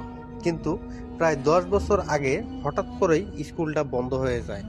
অফিসিয়ালি বলা হয় ছাত্র সংখ্যা কমে যাওয়ার কারণে স্কুলটা বন্ধ হয়ে যায়, কিন্তু যারা কাছাকাছি থাকে তারা জানে শেষ কয়েক মাস স্কুলে অদ্ভুত কিছু ঘটতে শুরু করছিল। ক্লাস চলাকালে বেঞ্চ থেকে শব্দ আসে, খালি রুমে কেউ হাঁটতো, আর সবচেয়ে ভয়ঙ্কর ব্যাপার শেষে বেঞ্চ নাকি মাঝে মাঝে একজন ছাত্রকে বসে থাকতে দেখা যেত, যে মাথা নিচু করে থাকতো, কিন্তু কেউ কাছে গেলে আর থাকতো না। রাকিব এই শব্দগুলো বিশ্বাস করতো না। সে সেখানে যাওয়ার সিদ্ধান্ত নেয়, কারণ সে একজন ইউটিউব ক্রিয়েটর। তার চ্যানেলে নিয়মিত 100% অথেন্টিক কন্টেন্ট সে আপলোড দেয়। তার প্ল্যান পুরনো স্কুল রাত কাটিয়ে সব রেকর্ড করা। সে বিকেলের দিকে স্কুলে পৌঁছায়, সূর্য তখন ডুবতে শুরু করে। গেট ভাঙা, সে ভেতরে ঢুকে দেখে সবকিছু এখনো আগের মতো। ক্লাসরুম, করিডোর, অফিস রুম সবকিছুই জায়গায় ধুলো জমে আছে। শুধু একটা জিনিস অদ্ভুত, কিছু কিছু জায়গা ধুলো নেই, যেন কেউ নিয়মিত হাঁটে। সে ক্যামেরা অন করে ভেতরে ঢোকে। প্রথমে সব স্বাভাবিক লাগে। সে একটার পর একটা ক্লাসরুম ঘুরে দেখে। পুরনো ব্ল্যাকবোর্ড, এখনো চক দিয়ে লেখা অর্ধেক মুছে যাওয়া অঙ্ক, ব্রেঞ্চগুলো এলোমেলো, বরং সাজানো কেউ এখনো ক্লাস নেয়। সে একটু অস্বস্তি বোধ করে, কিন্তু নিজেকে সামলাতে রাত নেমে আসে। সে সিদ্ধান্ত নিল দ্বিতীয় তলার শেষ ক্লাসরুমে সে থাকবে, কারণ এই রুমটাই নিয়ে সবচেয়ে বেশি গল্প শোনা যায়। সে সেখানে গিয়ে বসে ক্যামেরা সেট করে। প্রথম 1 ঘন্টা কিছু হয় না। সে একটু স্বস্তি পায়, কিন্তু রাত বাড়ার সাথে সাথে বাতাস ঠান্ডা হতে থাকে। করিডোর থেকে হালকা পায়ের শব্দ ভেসে আসে, ধীরে ধীরে, যেন কেউ বাইরে হাঁটছে। সে দরজার দিকে তাকায়। তারপর কয়েক সেকেন্ড নীরবতা। তারপর দরজার হালকা টোকা পড়ে। রাকিব গলা শুকিয়ে বলে, কে? কোনো উত্তর নেই। সে উঠে দরজার কাছে যায়, খুলে দেখে করিডোর ফাঁকা, কিন্তু মেঝেতে নতুন পায়ের ছাপ, ধুলো সরানো, যেন কেউ একটু আগে হাঁটলো। সে পেছনে পায়ের ছাপ, ধুলো সরানো, যেন কেউ একটু আগে হাঁটলো। সে পেছনে তাকায়, তার নিজের পায়ের ছাপ। একদিন আর কত ছাপ অন্যদিকে যাবে, কেউ তো এখানে আসেনি। সে জমে থাকা ছাপগুলো নিয়ে কিছু ভাবতে থাকে। এরপর তার সামনে একজন একটা কালো অবয়ব আসে দাঁড়ায়। সে ধীরে ধীরে বলে, এই কে তুমি? কোনো উত্তর নেই। সে ধীরে ধীরে এগিয়ে প্রতিটা পা ফেলতে ফেলতে ভয় পায়।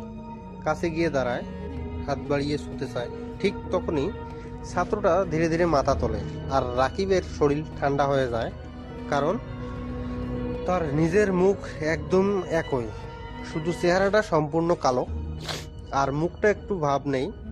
সে আস্তে আস্তে বলে, দেরি করে ফেললি। রাকিব পেছনে সরে যায়, দৌড়ে দরজা খুলে বের হয়, করিডোরের এসে দাঁড়ায়, কিন্তু বের হয়েই বুঝতে পারে সব বদলে গেছে। করিডোরটা লম্বা হয়ে গেছে, লাইট নেই, দেয়ালে কালচে, আর সব দরজা খোলা। প্রতিটা রুমের ভেতর অন্ধকার। সে দৌড়তে থাকে, কিন্তু করিডোর শেষ হয় না। একই জায়গা বারবার ফিরে আসে। সে হাঁপতে থাকে। তখনই চারপাশ থেকে ফিসফিস শব্দ থাকে, দেয়াল থেকে, ছাদ থেকে, মেঝো থেকে, সব জায়গা থেকেই শব্দ আসছে। সে কান চেপে ধরে, কিন্তু শব্দ থামে না, বরং শব্দ আরো বাড়তে থাকে। সব দরজা একসাথে বন্ধ হয়ে যায়। তুই এখানেই থাম। সে চমকে উঠে। তারপর সে একে একে আবার দরজাগুলো খুলে যায়, আর প্রতিটা দরজার ভেতর সে দেখে একজন করে মানুষ দাঁড়িয়ে আছে। সবগুলোই তার মতো, একই মুখ, কালো চোখ। তারা একসাথে কথা বলে।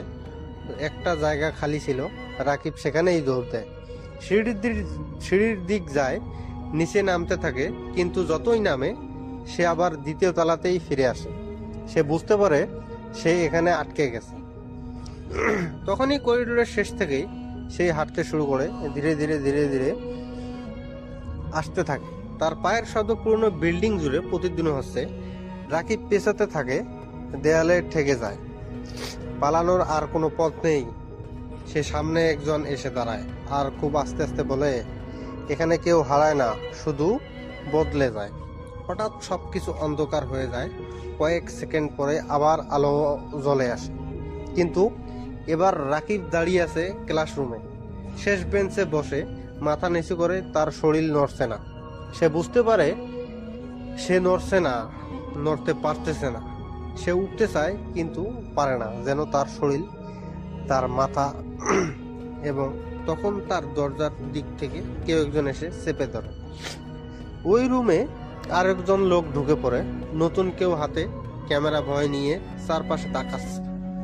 আর তখনই রাকিব বুঝতে পারে সে আর বাইরে নেই, সে এখন সেই শেষ বেঞ্চের, আর নতুন কেউ এসে গেছে তার জায়গা নিতে। তার মাথা নিচ থেকেই নিচু হয়ে যায়, আর ভেতর থেকে একটা কণ্ঠ বলে, অপেক্ষা কর, আরেকজন আসবে।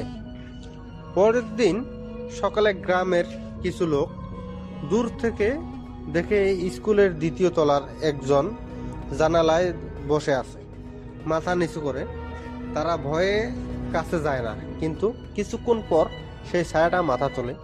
আর দূর থেকেও বোঝা যায় ওটা মানুষ না, কারণ মানুষের চোখ কখনো সাদা অংশ নেই। পুরনো কালো, আর সেই দিন থেকেই আবার নতুন করে কালো গল্প শুরু হয়। রাত থেকেই কেউ বলে তারা স্কুলের ভেতর ফিসফিস শব্দ শুনতে পারছে, কেউ হাঁটার শব্দ শুনছে, আর কেউ শপথ করে বলছে। শেষ বেঞ্চে একজন বসে থাকে, একদম স্থির। আর যদি কেউ ভুল করে খুব কাছে যায়, সে আর আগের মতো ফিরে আসে না, কারণ সেই স্কুল সবসময় একটা সিট খালি রাখা হয় নতুন কারো জন্য। এই ছিল রাসেল ভাই আমার ঘটনা।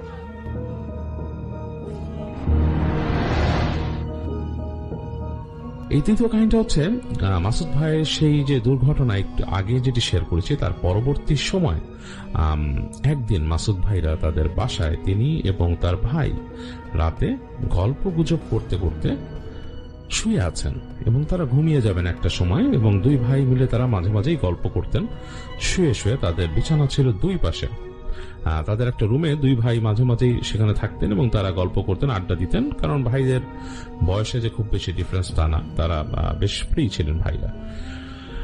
তো এরকম একদিন শুয়ে শুয়ে তারা গল্প করছেন এবং রাত বেশ হয়ে গেছে, গভীর হয়ে গেছে, এবং তারা অতিপ্রাকৃত জিনিস নিয়েও গল্প করছিলেন। তো গল্প করতে করতে যেটা হয়, হঠাৎ করে মাসুদ ভাই চুপ হয়ে যায় এবং তিনি বুঝতে পারেন সেই যে স্মেল তিনি পেয়েছিলেন সেরকম একটা স্মেল সেই রুমে খুব আস্তে আস্তে দানা বেঁধে উঠল এবং ভারী হয়ে সে রুমটা স্মেল হয়ে গেল।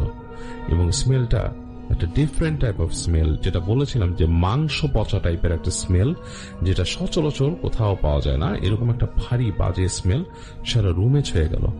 তো মাসুদ ভাই অন্ধকারে কিছুক্ষণ শুয়ে থেকে তার ভাইকে জিজ্ঞেস করলেন যে অমুক তুই কি পাচ্ছিস? আমি একটা স্মেল পাচ্ছি। তার ভাই বলল হ্যাঁ পাচ্ছি। তো তারা দুই ভাই অনেকক্ষণ শুয়ে থেকে মাসুদ ভাই একসময় তার কাছে অসহ্য লাগলো, তো তিনি উঠে গেলেন, উঠে বিছানা থেকে উঠলেন, উঠে তাদের সামনে জানালা ছিল, এটা থাই অ্যালুমিনিয়ামের জানালা, যেটাকে থাই অ্যালুমিনিয়াম বলে আমাদের দেশে, স্লাইডিং যে উইন্ডো সেটার কাছে গেলেন এবং তিনি সেখান দিয়ে জানালা দিয়ে নাক মানে মাথা বের করার চেষ্টা করলেন বাইরের দিকে, দেখার জন্য যে কোনো স্মেল বাইরে আছে কিনা। দেখলেন যে না, বাইরে কোনো স্মেল নেই। তো রুমের আরেক দিকে গেলেন, সেখানকার জানালার কাছেও দেখলেন কোনো স্মেল নেই। রুমের সাথে যে অ্যাটাচ বাথরুম সেখান থেকে কোনো স্মেল আসছে না, কিন্তু রুমের একটা জায়গা দিয়ে মনে হচ্ছে স্মেলটা ঘুরে ঘুরে বেড়াচ্ছে, লাইক কোনো একজন মানুষ যদি গায়ে কোনো নোংরা জিনিস নিয়ে হেঁটে বেড়ায়, আপনার আশপাশ দিয়ে গন্ধটা যেরকম আপনার নাকে বাড়ি মারবে সেরকমই বাড়ি মারছে, এবং তার ভাইরও মাঝে মাঝে লাগছে। তো একটা পর্যায়ে তারা দুজন উঠে গেল, উঠে যেয়ে বলল গন্ধের সোর্সটাকে বের করতেই হবে। তো দুই ভাই মিলে তারা যেটা করলো, মানে বেরিয়ে এলো করিডোরে, এবং করিডোরে এসে তারা দেখছে যে এইখানে গন্ধটা সেরকম নাই, কিন্তু গন্ধটা মনে হচ্ছে যে কেমন জানি মানে একটা যাওয়া আসার মধ্যে আছে, মানে মুভ করছে। তো যাই হোক, এরকম যখন তারা চিন্তা করছে, এই সময় তার কাছে মনে হলো যে তাকে পাস করে একটা বাতাসের মতো চলে গেল সামনে, এবং স্মেলটা সামনের দিকে চলে গেল। তো মাসুদ ভাই রোগ চেপে গেল যে আসলে স্মেলটা কোত্থেকে আসছে, সে বের করবেই নাকি এটাও কোনো অতিলৌকিক ব্যাপার, অতিলৌকিক ব্যাপার কিনা সেটাও সে চিন্তা করলো, এবং সে কি করলো, তার ফ্ল্যাটের দরজা খুলে নিচের দিকে নেমে আসলো। তিনি সিঁড়ি দিয়ে নামছেন, সিঁড়িতে কিন্তু কোনো স্মেল নাই। তিনি একটু অবাকই হলেন, সিঁড়িতে নাই, এবং নেমে আসলেন একদম সোজা তাদের জানালা সোজা যে বাইরের দিকটা সেখানে গেলেন, সেখানেও কোনো স্মেল নেই। মানে যেই পরিমাণ স্মেল সেখানে ছিল, তার কাছে তাকে বলতে হবে যে স্মেলটা ভয়ঙ্কর রকমের স্মেল, মানে এটা তৈরি হওয়ার জন্য বিশাল একটা কোনো সোর্স দরকার, সেরকম কিছুই নেই। রাত অনেক হয়ে গেছে, গ্যারাজের লাইট প্রায় নেভানো, গ্যারাজের মধ্যে একটা বাতি জ্বলছিল এই পাশে, অল্প লাল বাতি, এবং সেটার আলো হালকা এই পাশে পড়ছে। তো তিনি তার ভাইকে নিয়েই গেছেন, বলল যে মানে একা যেতে তিনি সাহস পাচ্ছেন না, তো ভাইও আছে সাথে। তো এই পাশে চেক করলেন, কিছুই নাই। তো ভাইকে বললো আসলে ব্যাপারটা খুব অবাক করা না? বললো হ্যাঁ। ভাই তো বললো হ্যাঁ, যে একটু অবাক করে, আসলে স্মেলটা কোথাও নাই, বাসার মধ্যে নাই, বাসার বাইরে নাই, মানে তারা বাসার বাইরে এসে চেক করছে সেখানেও নাই। তো গ্যারেজের এই মাথা আর ওই মাথাও তারা দুজন হেঁটে বেড়ালো, কোনো স্মেল পেল না। তো এই অবস্থা তখন সবকিছু চেক করে মাসুদ ভাইরা উপরে উঠে যাবে তখন। তো মাসুদ ভাইয়ের ভাই হাঁটছে আগে এবং তিনি পিছনে। তো যখন তিনি সিঁড়িতে উপরে উঠছে, হঠাৎ করে তার কাছে মনে হলো ঠিক স্মেলটা তার একদম পেছনে চলে আসছে। তো তিনি পেছন ফিরে তাকালেন সাথে সাথে, এবং পেছন ফিরে তাকিয়ে যেটা দেখলেন, একটা পিলার ছিল সিঁড়ির গোড়ায়, মানে সিঁড়ি থেকে একটু সামনে। সে পিলারের সামনে মনে হলো একটা কালো অবয়ব, ওই যে তিনি দেখেছিলেন সেরকম একটা কালো অবয়ব সেখানে দাঁড়ানো, কিন্তু সেটা ধোঁয়ার মতো কাঁপছে। লাইক আমরা যদি আগুন জ্বালাই, আগুনের উপরে কিন্তু একটা হিট ওয়েভ কাঁপে, সেরকম একটা কালো অবয়ব কাঁপছে, বেশ লম্বা একটা মানুষের মতো রূপ। তো মাসুদ ভাইয়ের বুকের মধ্যে ধক করে উঠলেন এবং তিনি প্রচন্ড ভয় পেয়ে গেলেন। খুব দ্রুত তার ভাইকে নিয়ে তিনি উপর উঠে গেলেন এবং উঠে গিয়ে ঘরে ঢুকে গেলেন, দরজাটা লাগিয়ে দিলেন, মানে বাসার দরজা লাগিয়ে দৌড়ে রুমে চলে আসলেন। এবং রুমে এসে দেখলেন তখন কিন্তু কোনো স্মেল নাই রুমে, রুম কিন্তু স্মেল শূন্য। তাড়াতাড়ি বিছানা উঠে গেলেন, শুয়ে পড়লেন।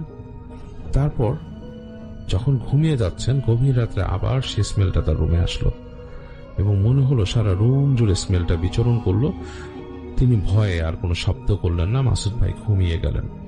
তো যাই হোক, এটা ছিল মাসুদ ভাইয়ের স্মেল নিয়ে বলা শেষ কাহিনী। কিন্তু কাহিনীটা হয়তো আপনাদের কাছে কতটুকু ভয়ের মনে হয়েছে আমি জানি না, তবে এতটুকু আমি বলবো যে স্মেল জিনিসটা কিন্তু ফর রিয়েল। এরকম ব্যাপার স্যাপার ঘটে এবং এরকম অতিপ্রাকৃত জিনিস, বিশেষ করে যেগুলো খুব খারাপ জিনিস, সেগুলো চলাফেরা করলে একটা বাজে স্মেল আসে। এটার অ্যাকচুয়াল প্রমাণ আমি নিজেও পেয়েছি অনেকবার, এবং আমি শুনেছি অনেক আলেমদের কাছে এই ধরনের জিনিস আসে। আর ওই যে হিট ওয়েভের মতো একটা জিনিস, সেটার আরেকটা কাহিনী আপনাদেরকে আমি বলি। সেটা আমার এক আত্মীয় দেখেছিল। তিনি তার বাসাটা হচ্ছে মিরপুরের কোনো একটা জায়গায়, এবং তিনি যেখানে থাকেন সেই জায়গাটা, মিরপুরের যে জায়গাটা ছিল বেশ নীরব নিথর একটা জায়গা, মানে আশেপাশে মানে খুব ঘন বসতি ছিল না সেই সময়।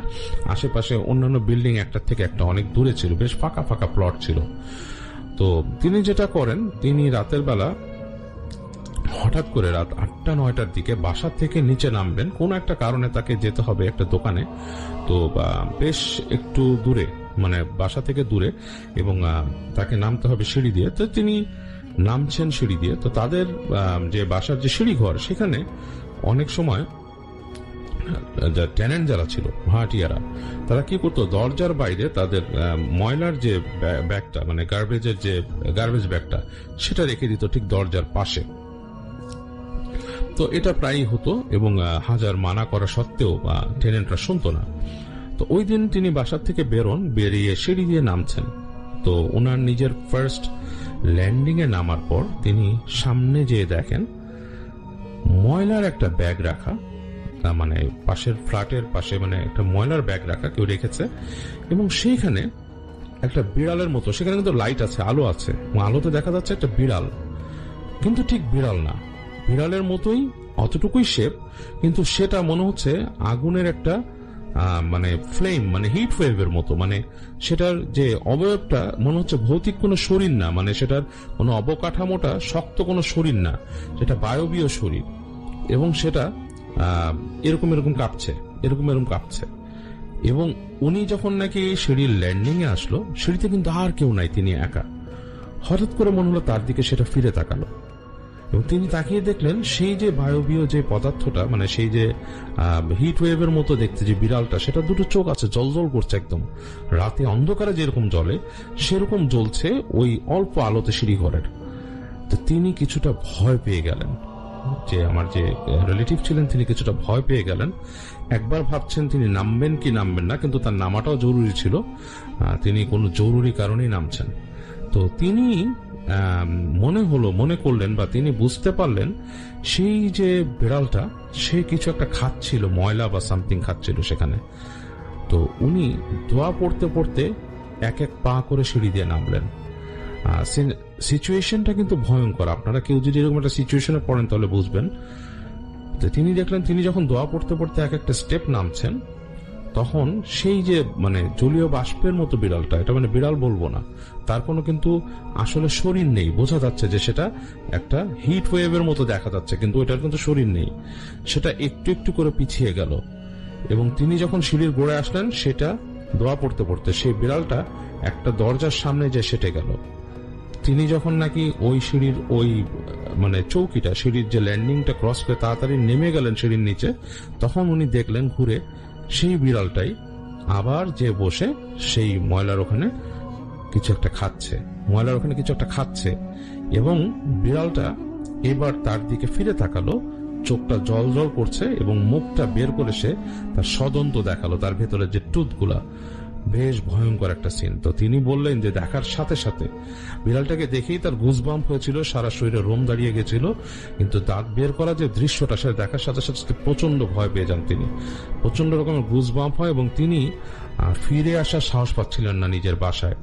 তিনি বাইরে গিয়েছেন, প্রতিটা মুহূর্তে তিনি ভয় পাচ্ছিলেন এবং তিনি যখন পরে সিঁড়িতে উঠে আসেন, দোয়া পড়তে পড়তে ওঠেন এবং সেই ল্যান্ডিং এর কাছে এসে তিনি আর বিড়ালটাকে দেখতে পান না। ময়লার ব্যাগটা ঠিকই আছে কিন্তু বিড়ালটা নেই। তো তিনি দোয়া পড়তে পড়তে আবার ওঠেন এবং তার শরীর ওই দিন ভারী হয়ে গিয়েছিল। ভারী বলতে কেমন একটা ফিল করছিল সারা রাত তিনি দোয়া পড়ে তিনি ছিলেন সেই রাতটা। তো এগুলো কিন্তু একদম মানুষের লাইফের সাথে ঘটে যাওয়া, একদম মানে এই ঘটনাগুলোর মধ্যে কোনো রকমের সন্দেহ নেই। যিনি আমার সাথে শেয়ার করেছেন তিনি এক্স্যাক্টলি মানে তিনি এই কোনো কাহিনী মানে অন্যভাবে বলার কিছু না, তার সাথে যা ঘটেছে সেটাই তিনি শেয়ার করেছেন আমার কাছে। তো মানে এই ছিল এই যেটা বললাম যে মাসুদ ভাই বলেছে যে হিট ওয়েভের মতো কোনো কিছু দেখা, এবং এরকম আরেকটা এই যে কাহিনী, যে হিট ওয়েভের মতো দেখা আরেকটা কাহিনী আপনাদের সাথে শেয়ার করলাম। আর এরপরে বলতে চাই যে আরেকটা কাহিনী, এবং এই কাহিনীটা একটু হয়তো বড় হতে পারে, তারপর আমি শেয়ার করে ফেলি আপনাদের সাথে। এই কাহিনীটি আমার কাছে শেয়ার করেছিলেন একজন আইরিনিয়ান। আমি যখন আমেরিকা ছিলাম তখন উনি আমার থেকে অনেক সিনিয়র একজন মানুষ, তার নাম ছিল জিম বোস্টানি, এবং তিনি শেয়ার করেছিলেন তার এক পূর্বপুরুষের কাহিনী। তার সাথে গল্প হচ্ছিল যে মরুভূমিতে কি জিন বা ভূত দেখা যায় কিনা। তো তিনি বলছেন যে হ্যাঁ, আমার পূর্বপুরুষের সাথে মানে তার নানার সাথে এরকম কিছু একটা ঘটেছিল। তো তিনি তার পূর্বপুরুষ যেটা ছিলেন যে তার বাড়ি ছিল এমন একটা জায়গায়, সেই জায়গাটা বেশ কোয়াইট একটা জায়গায়, বেশ খানিকটা দূরে, মানে শহর থেকে দূরে, যেটাকে মানে বলা হয় যে সেখান থেকে আসতে গেলে সেই সময় মানে বেশ মানে সময় নিয়ে আসতে হতো এবং গাড়ি প্রয়োজন হতো, অথবা কারো যদি ট্রাক থাকতো সেটাতে করে আসতো। বাট এরকম একটা ব্যাপার, বেশ আগের আমলের কাহিনী, অনেক আগের আমলের। তো তার নানা যেটা করতো, তার কোনো প্রয়োজন হলে তিনি অনেক সময় কেয়ার করতেন না, বেশ হেঁটে তিনি চলে আসতেন সেইখানে তাদের যে প্রয়োজনীয়, যেখান থেকে বাজারের মতো ছিল একটা দোকান ছিল, সেখানে সামগ্রী কালেক্ট করার জন্য চলে আসতেন তিনি। তো একদিন এরকম তিনি রাতের বেলা তার প্রয়োজন পড়েছে কিছু ওষুধ এবং কিছু জিনিসপত্র, যেটা নাকি আসলে তার বাসায় ছিল না। তো তিনি রওনা দিয়েছেন ঠিক সন্ধ্যার পর। তার বাসা থেকে তার নানি না করেছিল তাকে যেতে, কিন্তু তিনি ঠিক রওনা দিয়ে দিলেন এবং তিনি হেঁটে হেঁটে আসছেন। এবং আসছেন যে সেই রাস্তাটা হচ্ছে মানে একটা পাকা রাস্তা, কিন্তু দুই পাশেই হচ্ছে মরুভূমি এবং দুই পাশে কিন্তু আসলে কিছু নাই, এবং পাকা রাস্তা, দুই পাশে মরুভূমি, এবং হেঁটে হেঁটে আসছেন তিনি। খুবই ভয়ঙ্কর টাইপের রাস্তাগুলো। আসলে বলেছে যে এই রাস্তা দিয়ে রাতের বেলা আসলে মানুষ চলাফেরা সাধারণত করে না, এবং তার নানাকে হেঁটে আসতে হবে প্রায় 5 থেকে 7 মাইলের মতো জায়গা যেতে হবে এবং আসতে হবে। তো তার নানা যখন হেঁটে যাচ্ছে, এবং রাস্তায় কিন্তু কোনো লাইট পোস্ট নেই, কোনো ল্যাম্প পোস্ট নেই রাস্তার মধ্যে, তো নানা যখন হেঁটে যাচ্ছে, বেশ অনেকক্ষণ যাওয়ার পর তার নানা ফিল করলেন তার পেছনে পেছনে কেউ হেঁটে হেঁটে আসছে, এবং তিনি ফুট স্টেপ গুলো শুনতে পাচ্ছেন। তো তার নানার কাছে মনে হলো একবার যে অন্য কোনো মানুষ, তারও দরকার হতে পারে, সেও হয়তো রাস্তা দিয়ে আসছে। তো তিনি আট চোখে, তাদের অবশ্য নিয়ম ছিল, মরুভূমির আশেপাশে যারা থাকতেন তাদের কিছু নিয়ম ছিল যে তারা এরকম পিছনের শব্দ শুনলে ফট করে তাকাতেন না, এবং তাদের কাছে তারা একটা ছুরি ক্যারি করতেন সবসময়। তো তার নানার কাছেও ছুরি ছিল। তো তিনি তার ছুরিটার যে বাটটা, তার বাটটা ধরে, মানে ছুরিটা কিন্তু খাপে পোড়া, লাইক কিং খাপ যেমন আছে তরোয়ারির, সেরকম খাপের মধ্যে ছুরি পোড়া। তো তিনি ছুরির বাটটা ধরে আট চোখে পিছন ফিরে তাকালেন। তো আকাশে হালকা চাঁদ ছিল, পূর্ণাঙ্গ চাঁদ না, সেই চাঁদের হালকা আলোয় তিনি দেখতে পেলেন যে ছায়া আছে। তো ছায়া যেহেতু আছে, তিনি বুঝতে পারলেন যে এটা কোনো অশরীরী কিছু না বা অতিপ্রাকৃত কিছু না, কোনো মানুষই। তো তিনি আরেকটু হেঁটে গিয়ে পেছনে না তাকিয়ে তিনি জিজ্ঞেস করলেন যে কি ব্যাপার, আমাকে অনুসরণ করে কেন আসতেছ? তো পেছনে যেই ছায়া মূর্তিটা ছিল সে বলতেছে যে আমার একটু কাজ আছে, আমার সামনে যেতে হবে, তুমি একটু আস্তে হাঁটো, তোমার সাথে আমি একসাথে যাই, রাস্তায় দুজন গল্প করতে করতে যাই। তো তার নানা বলল যে আমি তো তোমাকে চিনি না, তোমার সাথে আমার কিসের গল্প, তুমি তোমার মতো যাও, আমি আমার মতো যাই। কিন্তু আমার কেন জানি মনে হচ্ছে তুমি আমাকে অনুসরণ করছো, তোমার যদি নিয়ত খারাপ থাকে তাহলে কিন্তু আমি তোমাকে কঠিন শিক্ষা দিয়ে দিব। তো পেছনে যেই ছায়া মূর্তি ছিল সে নাকি এই কথা শুনে হেসে দিল, হেসে দিয়ে বললো তুমি আমাকে শিক্ষা দিবা তাই নাকি? তো এই যে তাকে যে তাচ্ছিল্য ভরে হাসলো, তো জিমের যে নানা ছিলেন তিনি কিন্তু খুবই শক্তিশালী সাহসী মানুষ ছিলেন, এবং সেই সময় মরুভূমির অঞ্চল দিয়ে যারা থাকতেন, যা চলাফেরা করতেন, তাদের সব তাদের সাহস ছিল অনেক বেশি। তো সে তখন বলল যে তুমি কি আমাকে নিয়ে তাচ্ছিল্য করতেছো, তুমি আমাকে জানো আমি কে? তো তখন সে বলতেছে হ্যাঁ আমি ভালোই জানি, তুমি আমাকে শিক্ষা দেওয়ার মতো মানুষ না। তো যাই হোক, জিমের নানা কি করলো, দাঁড়িয়ে পড়লো, তার খুবই এটা লাগলো কথাটা, তিনি ঘুরে দাঁড়ালেন। তো ঘুরে দাঁড়িয়ে তিনি দেখলেন তার থেকে প্রায় 1 হাত লম্বা যে দাঁড়িয়ে আছে পেছনে, সে 1 হাত লম্বা এবং বেশ শরীর স্বাস্থ্যবান। তো তিনি বললেন যে তুমি আমাকে ফলো করে আসছো এবং তুমি এটা ভালো কাজ করতেছো না, আর আমি তোমাকে বলেছি যে যদি তোমার কোনো বদনিয়ত থাকে তোমাকে শিক্ষা দিব, আমি কিন্তু তোমার সাথে লড়াইয়ে যেতে চাইনি। তো তখন যে ফলো করে আসতেছে বলে তুমি কি আমার সাথে ভয় পেয়ে গেলে, তুমি আমাকে আমার কথা শুনে বা আমাকে দেখে ভয় পেয়ে গেলে? তখন জিমের নানা বলল যে আমি তো এরকম ভয় পাই না, আমি কাউকেই ভয় পাই না, হ্যাঁ আমি কাউকেই ভয় পাই না, আর আল্লাহ ছাড়া কাউকেই আমার ভয় পাওয়ার প্রশ্নই আসে না। তো যাই হোক, তো লোকটা বললো ঠিক আছে তাহলে তুমি আমাকে প্রমাণ করো যে তুমি ভয় পাও নাই, আসো আমরা দুজন ফাইট করি।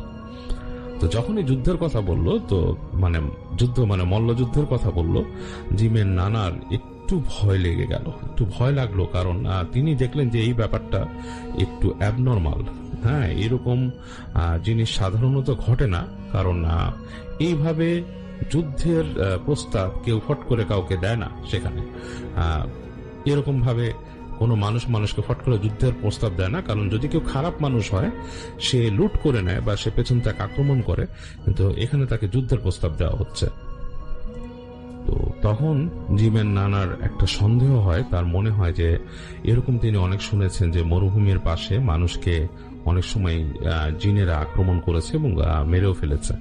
তো তিনি কিছু একটা মনে করে তিনি তখন তার ছুরিটা বের করে ফেলেন খাপ থেকে, এবং তার ছুরির একটা অংশের মধ্যে তারা যে ছুরিটা ইউজ করতো সেটার মধ্যে কিন্তু কয়েক রকমের ধাতু মেশানো থাকতো, তামা, দস্তা, রূপা, এই ধরনের কিছু জিনিস মিশানো থাকতো। তো তারা বিশ্বাস করতো যে এই ছুরিটা এই ছুরির মধ্যে যে ধাতুগুলো আছে সেগুলোতে অনেক রকমের জিন বা এরকম অতিপ্রাকৃত জিনিসটা অ্যালার্জিক এই ধাতুগুলোর সাথে।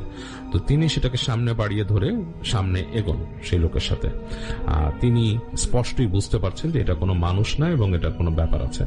তো তিনি যেখানে এগুচ্ছেন সেই জায়গায় আসলে রাস্তার পাশ দিয়ে কিছুটা জায়গা বেড়ে গেছে এবং সেই জায়গায় ধুলো ধূসরিত হয়ে আছে আর কি, একটা একটু পাশ বাড়তি আছে এরকম একটা জায়গায়। তো যখন তিনি এগিয়ে গেলেন সেই ধুলোর দিকে, সাহস করে এগিয়ে গেলেন, এবং সেই যে পেছনে ফলো করে আসছিল সেও দেখলো, পা পা করে এগিয়ে আসলো তার সামনে। তো এসে সেই ধুলো ধূসরিত জায়গাটাতে কাছাকাছি হয়ে গেল দুইজন, এবং তখন তিনি খেয়াল করলেন যে চাঁদের আলো আরো বেরিয়ে এসছে। তাদের আলোটা এত উজ্জ্বল ছিল না, তারা যখন সামনে দাঁড়ালো চাঁদের আলোটা আরো এগিয়ে আসলো, এবং তিনি দেখলেন যে তার সাথে যিনি যুদ্ধ করতে আসছে তার মুখটা দেখা যাচ্ছে না, একটা পাগড়ির মতো কিছু দিয়ে মুখটা ঢাকা। তো সেই মানুষটা সেই যে অপোনেন্টটা সে তার পাগড়ি সরিয়ে ফেললো মুখ থেকে।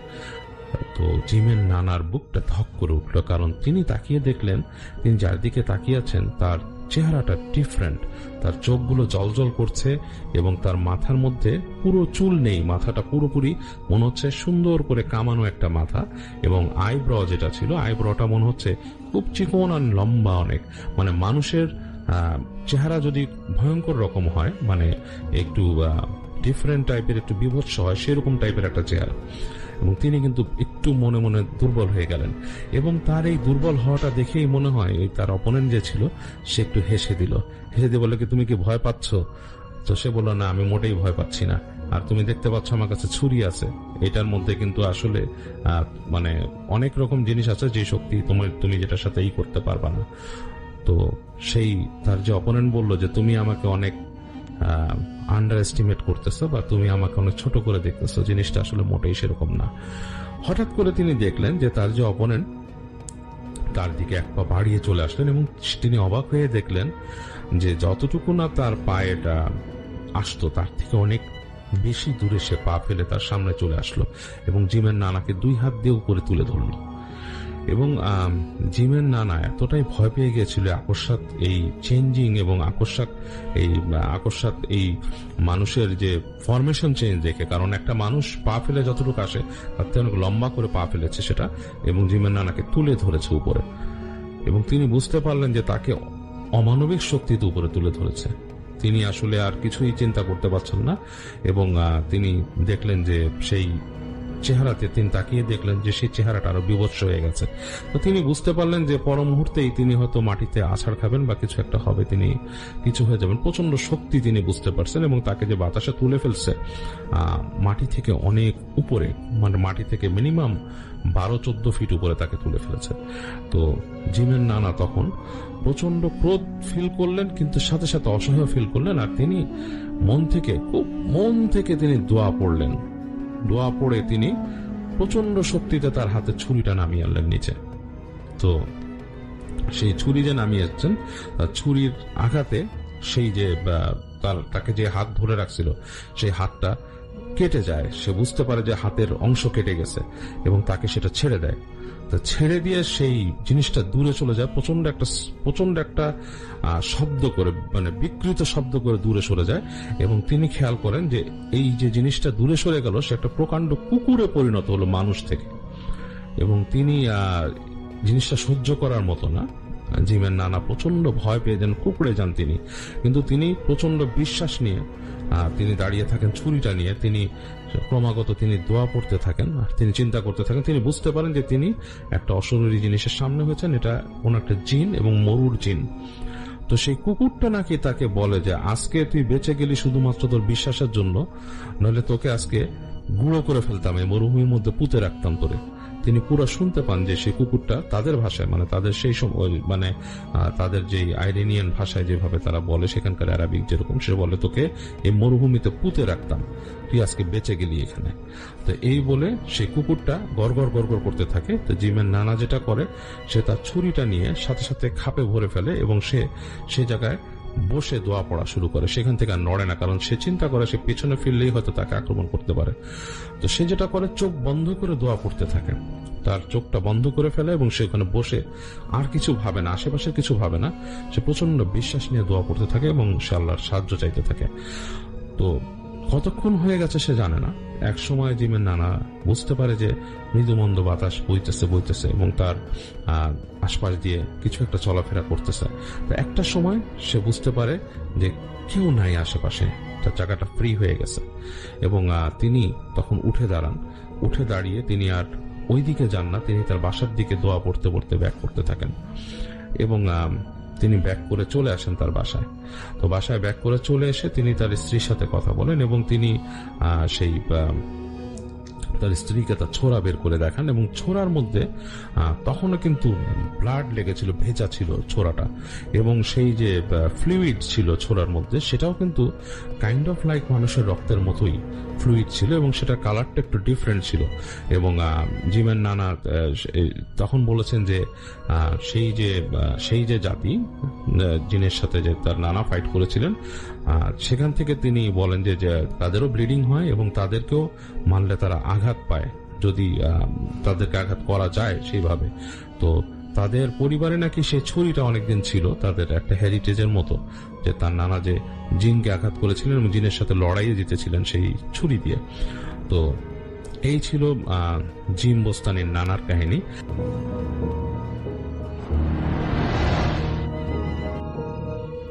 যে ঘটনাটি শেয়ার করতে যাচ্ছি সেটা আমাকে পাঠিয়েছে আমার কাজিন পুষ্পিতা। আর এই ঘটনাটি মূলত একটা ব্রিজকে নিয়ে। এটা অবস্থিত ক্যালিফোর্নিয়ার প্যাসাডিনায়, সেখানকার লর্ড কোলোরাডো স্ট্রিট ব্রিজকে নিয়ে মূলত আজকের ঘটনাটা। তো কাগজে কলমে লর্ড কোলোরাডো ব্রিজ হিসেবে পরিচিত থাকলেও সেটা আসলে সবার কাছে সুইসাইড ব্রিজ হিসেবেই পরিচিত। তো এর পেছনের ইতিহাসটা আগে বলিনি। সময়টা ছিল 1912 সালের 12ই ফেব্রুয়ারি, যেদিন এই ব্রিজটি সর্বসাধারণের জন্য উন্মুক্ত করে দেওয়া হয়। তো তৎকালীন আমেরিকানরা জ্ঞান ও বিজ্ঞানে অনেকটা এগিয়ে গেলেও তাদের কিছু কুসংস্কার ছিল যেগুলো তারা ফলো করত।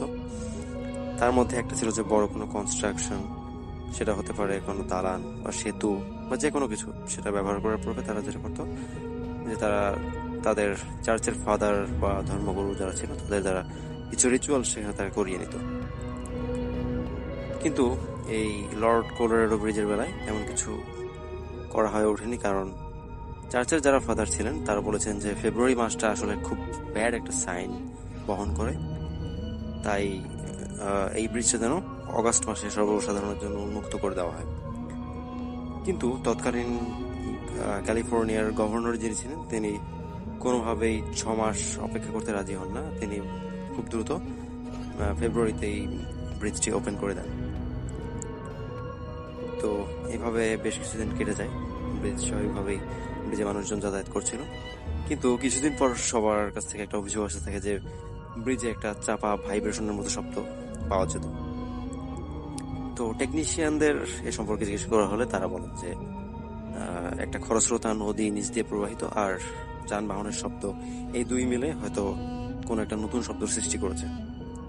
যদিও এটা আসলে কতটা যৌক্তিক সেটা প্রশ্নবিদ্ধ ছিল এবং আজও প্রশ্নবিদ্ধ। তো এভাবে মানুষজন এক পর্যায়ে এটা নিয়ে ইউজ টু হয়ে যায়।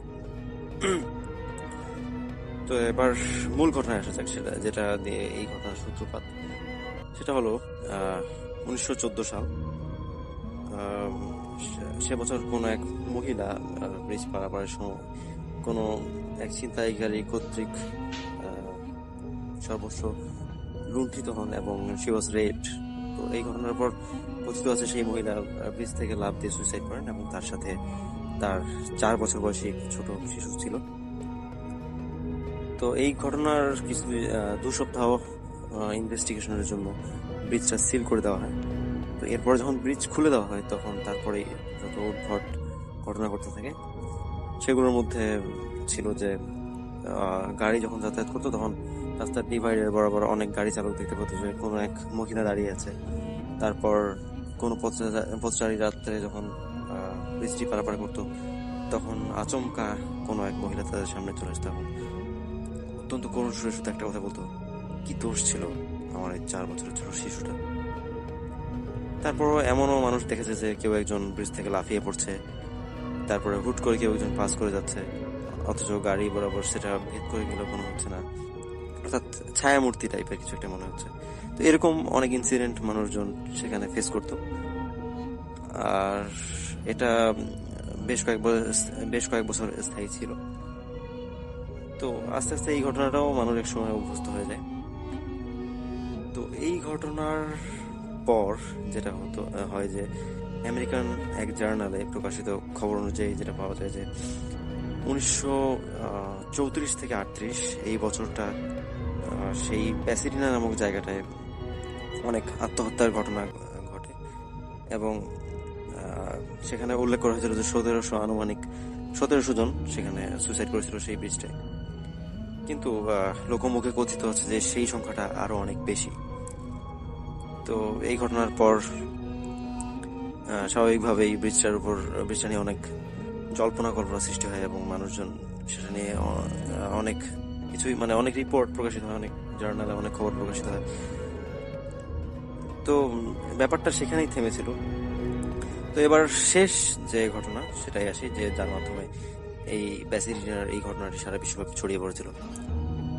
তো এই ঘটনাটি এমন যে 4 জন বন্ধু ছিল, আমি তাদের ছদ্মনাম উল্লেখ করছি, ধরে নেই তাদের 4 জনের নাম হ্যারি, স্যাম, ম্যাক্স ও রয়। তো তারা ছিল এই প্যাসিডিনার বাসিন্দা এবং ব্রিজের নিকটবর্তী কোনো এক কলোনিতে যারা থাকতো। তো তারা 4 জনই জানতো এই কোলোরাডো ব্রিজের কোনো একটা সুপার ন্যাচারাল ব্যাপার স্যাপার আছে। কিন্তু তাদের মধ্যে স্যাম নামক যে ছেলেটি, সে ছিল অবিশ্বাসী, অর্থাৎ ধর্মে বিশ্বাস করতো না। তো সে বরাবরই বলতো যে এসব আসলে ভুয়া ব্যাপার, এসব কোনো যুক্তি নেই এসবের। তো তাই তারা একদিন ঠিক করলো যে এই ব্যাপারটা আসলে তারা নিজেরাই খতিয়ে দেখবে যে আসলে কতটা কি সত্য। তো তারা কি করে, তারা একদিন তাদের অবসর সময়ে সেই ব্রিজে ঘুরতে যায়। ঘুরতে যাওয়ার পর আস্তে আস্তে সূর্য অস্ত পর্যন্ত বেশ কিছুক্ষণ ঘোরাঘুরি করে, এবং সূর্য অস্ত যাওয়ার পর তাদের মধ্যে রয় নামক যে ছেলেটি, সে কি করে তার ব্যাগ থেকে কাঠের গোল চাকতির মতো একটা বোর্ড বের করে, তো যেটাকে বলা হচ্ছিল উইজা বোর্ড। তো এই উইজা বোর্ড সম্পর্কে একটু বলে রাখি। এই উইজা বোর্ডের যে প্রসেসগুলো সম্পন্ন করা হয় সেটা অনেকটা আপনারা প্ল্যানচেটের সাথে মিলে দিতে পারেন, যে প্ল্যানচেটের মতোই আসলে অনেকটা।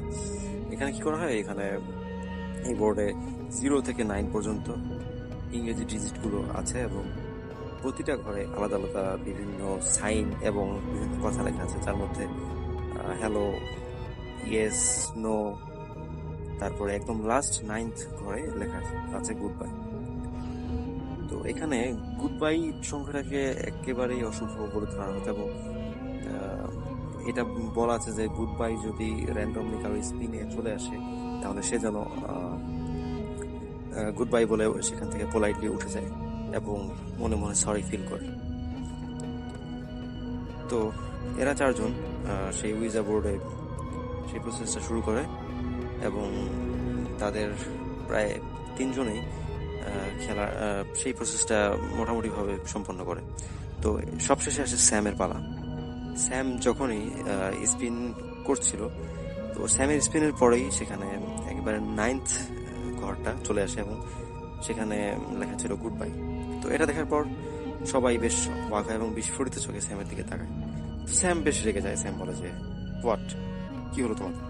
এতে তো অবাক হওয়ার কিছু নেই, এটা জাস্ট একটা খেলা, আমি এসবই বিশ্বাস করি না। যদি কেউ থেকে থাকে তাকে বলো যে আমার সামনে এসে প্রমাণ দিয়ে দিতে। তো তাদের মধ্যে একদম বলে যে না না, এভাবে বলো ঠিক না, তুমি বিশ্বাস, তোমার বিশ্বাস না অবিশ্বাস এটা তোমার ব্যাপার, কিন্তু তুমি যেহেতু আমাদের সাথে এসেছো তোমাকে অবশ্যই এটা অবিশ্বাস করলে চলবে না। তো স্যাম এক পর্যায়ে খুব প্রচন্ড রেগে যায় এবং স্যাম সেখান থেকে উঠে যায়। তো তারা তাকে রিকোয়েস্ট করে যে যাওয়ার আগে অন্তত গুড বাইটা বলে যাও, বাট স্যাম সেসবের তোয়াক্কা করে না, সে চলে যায়। তো এরা 3 জন ঠিক করে যায় যেহেতু আমরা প্রসেসটা শুরু করেছি, আমরা শেষ করি, তারপর আমরা স্যামের সাথে যোগ দিব। তো এরা আস্তে আস্তে খেলা শেষ করে, তারপর এরা সেখান থেকে ওঠে। তো তারা দেখে যে অনেক দূরে স্যাম ধীর পায়ে হেঁটে যাচ্ছে এবং তাকে অনেক বিষণ্ণ মনে হচ্ছে। তো এরা 3 জন একসাথে গল্প করতে করতে স্যামের দিকে এগিয়ে যাচ্ছিল, আর স্যাম বেশ দূরে তাদের ডিস্টেন্স নিয়ে তাদের থেকে হাঁটছিল।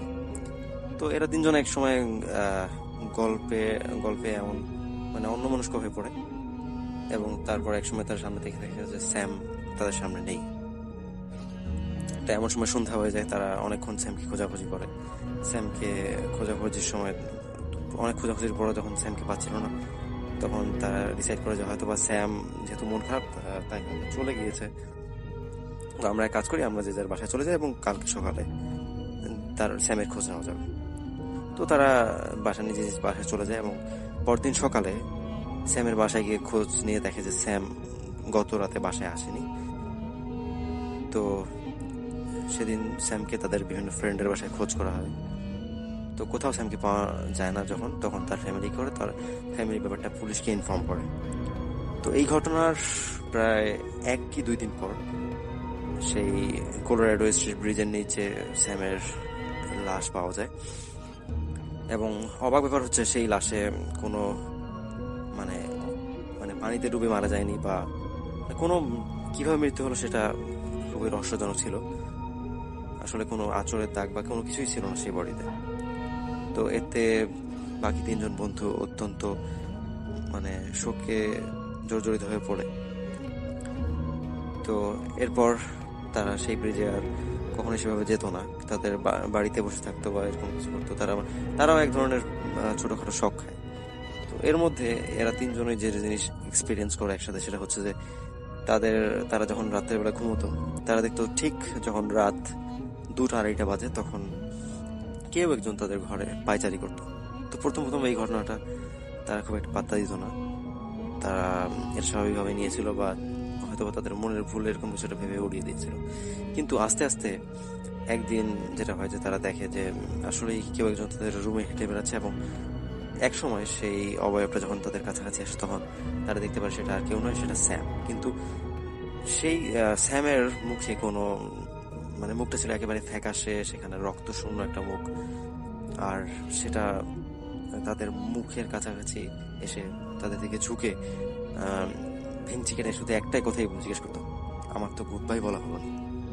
তো এটা পর যখন তারা প্রত্যেকেই তাদের তিনজন বন্ধুরা এই সেম ঘটনাটি এক্সপিরিয়েন্স করে, এবং এরপরে তাদের তিনজনের বিভিন্ন সমস্যা শুরু হয়। যেমন তাদের একজন প্যারালাইজড হয়ে গিয়েছিল, তার মধ্যে রয় নামক যে ছেলেটি ছিল যে বোর্ডটি সেদিন নিয়ে গেছিল, তার মানসিক সমস্যা দেখা দেয়। আর একদম লাস্ট যে ছিল সে আসলে অনেক ফেইন্টেড, অনেক ভয় পায়, এবং সেই ব্যাপারটি তার ফ্যামিলিকে জানায়। তো এরপর তাদের ফ্যামিলিরা স্থানীয় চার্চে যোগাযোগ করে, এবং চার্চে গিয়ে ফাদাররা যেটা বলে যে সেই ব্রিজটা আসলে অভিশপ্ত একটা ব্রিজ। এই ব্রিজের আসলে মেইন যে ঘটনা সেটা হলো যে তৎকালীন গভর্নর যখন চার্চের ফাদারদের কথা শোনেননি, তার ফলেই ফাদাররা গভর্নরের উপর রুষ্ট হয় এবং এ ধরনের একটা অভিশাপ তারা দেয়, হয়তো বা অন্য কিছু হতে পারে। তো এরপর থেকেই ব্রিজটি আসলে এই সমস্যা। আর কথিত আছে যে ব্রিজটাতে গেলেই আসলে মানুষের উপর বিষণ্ণতা ভর করে, মানুষ সুইসাইড অ্যাটেম্প করার জন্য মানুষ আগ্রহী হয়ে ওঠে, এরকম অনেক ব্যাপার স্যাপার সেখানে নাকি কাজ করে। আর আপনারা যদি ঘটনাটা ভেরিফাই করতে চান, আপনারা গুগলে সার্চ করতে পারেন বা উইকিপিডিয়াতে আপনারা যদি সার্চ করেন, আপনারা দেখবেন যে সেখানে সবকিছু লেখা আছে। আর ব্রিজের উপর যেসব লাইট, সোডিয়াম লাইট বা ল্যাম্পপোস্ট যেগুলো আছে, সেগুলোতে দেখবেন যে অনেক মোটিভেশনাল স্পিচ, তারপরে বিভিন্ন সাইকিয়াট্রিস্টের নাম্বার, এগুলো লেখা আছে। এবং লাস্টে প্রায় প্রতিটা ব্রিজ খুঁটির গায়ে একটা কথাই লেখা আছে যে if you think you have nothing, মানে যদি আপনি মনে করেন যে আপনার জীবনে সবকিছু শেষ বা আর কিছু পাওয়ার নেই, বা আপনার এই জীবন রাখার কোনো ইচ্ছা নেই, তবে শুধু আপনি একটা বারের জন্য হলেও আপনার নিকটজনের কথা ভাবুন, অথবা একটা সাইকিয়াট্রিস্টের কাছে এই কথাটি বলে যান। তো মূলত এই ছিল ঘটনা। ডিয়ার লিসেনার, আশা করি এই এপিসোডের মধ্যে আপনারা যে ঘটনাগুলো শুনতে পারলেন প্রত্যেকটি ঘটনাই ভালো লেগেছে। প্রতিনিয়ত এই ধরনের বাছাই করা ভয়ানক ঘটনা শুনতে এই চ্যানেলটি অবশ্যই সাবস্ক্রাইব করে নেবেন, আপনারা যাতে খুব সহজেই বাছাই করা ভয়ানক ঘটনাগুলো শুনতে পারেন। এই কারণেই বিভিন্ন জায়গা থেকে এই ঘটনাগুলো খুঁজে বের করে প্রতিনিয়ত রাত 10টা বাজে পাবলিশ করা হয়। তবে আপনারা এই বাছাই করা ভয়ানক ঘটনাগুলো অনেক পছন্দ করে থাকেন, তাই আমি প্রতিনিয়ত বিভিন্ন জায়গা থেকে এই ভয়ানক ঘটনাগুলো বাছাই করে প্রতিনিয়ত রাত 10টা বাজে পাবলিশ করে থাকি। যারা এখনো এই চ্যানেলটি সাবস্ক্রাইব করেননি, আমি তাদেরকে বলতেছি আপনারা প্রতিনিয়ত এই চ্যানেলে ঘটনা শুনতেই থাকুন, অবশ্যই আপনারা দেখতে পারবেন আমি সব থেকে বাছাই করা ভয়ানক ঘটনাগুলো এই চ্যানেলে পাবলিশ করে থাকি। আপনারা চাইলে এই চ্যানেলে ঘুরে আসতে পারেন, এই চ্যানেলে অসংখ্য এপিসোড পাবলিশ করা আছে যা শুধুমাত্র বাছাই করা ভয়ানক ঘটনা। তবে আপনাদের মাঝে কোন ঘটনাগুলো ভালো লাগে, আর যে রাসেল ভাই, আফরান ভাই, ডক্টর আলিফ ভাই, এদের মাঝে কার ঘটনা সব থেকে আপনার কাছে প্রিয়, অবশ্যই কমেন্ট সেকশনে জানিয়ে দিবেন। আমি পরবর্তী এপিসোডে ঠিক সেই ধরনের ঘটনা দেওয়ার চেষ্টা করব। তো আজকের জন্য এখানেই বিদায় নেব, আবারও আগামীকাল নতুন কিছু বাছাই করা ভয়ানক ঘটনা নিয়ে আপনাদের মাঝে চলে আসব। সকলেই ভালো থাকবেন, সুস্থ থাকবেন, আল্লাহ হাফেজ।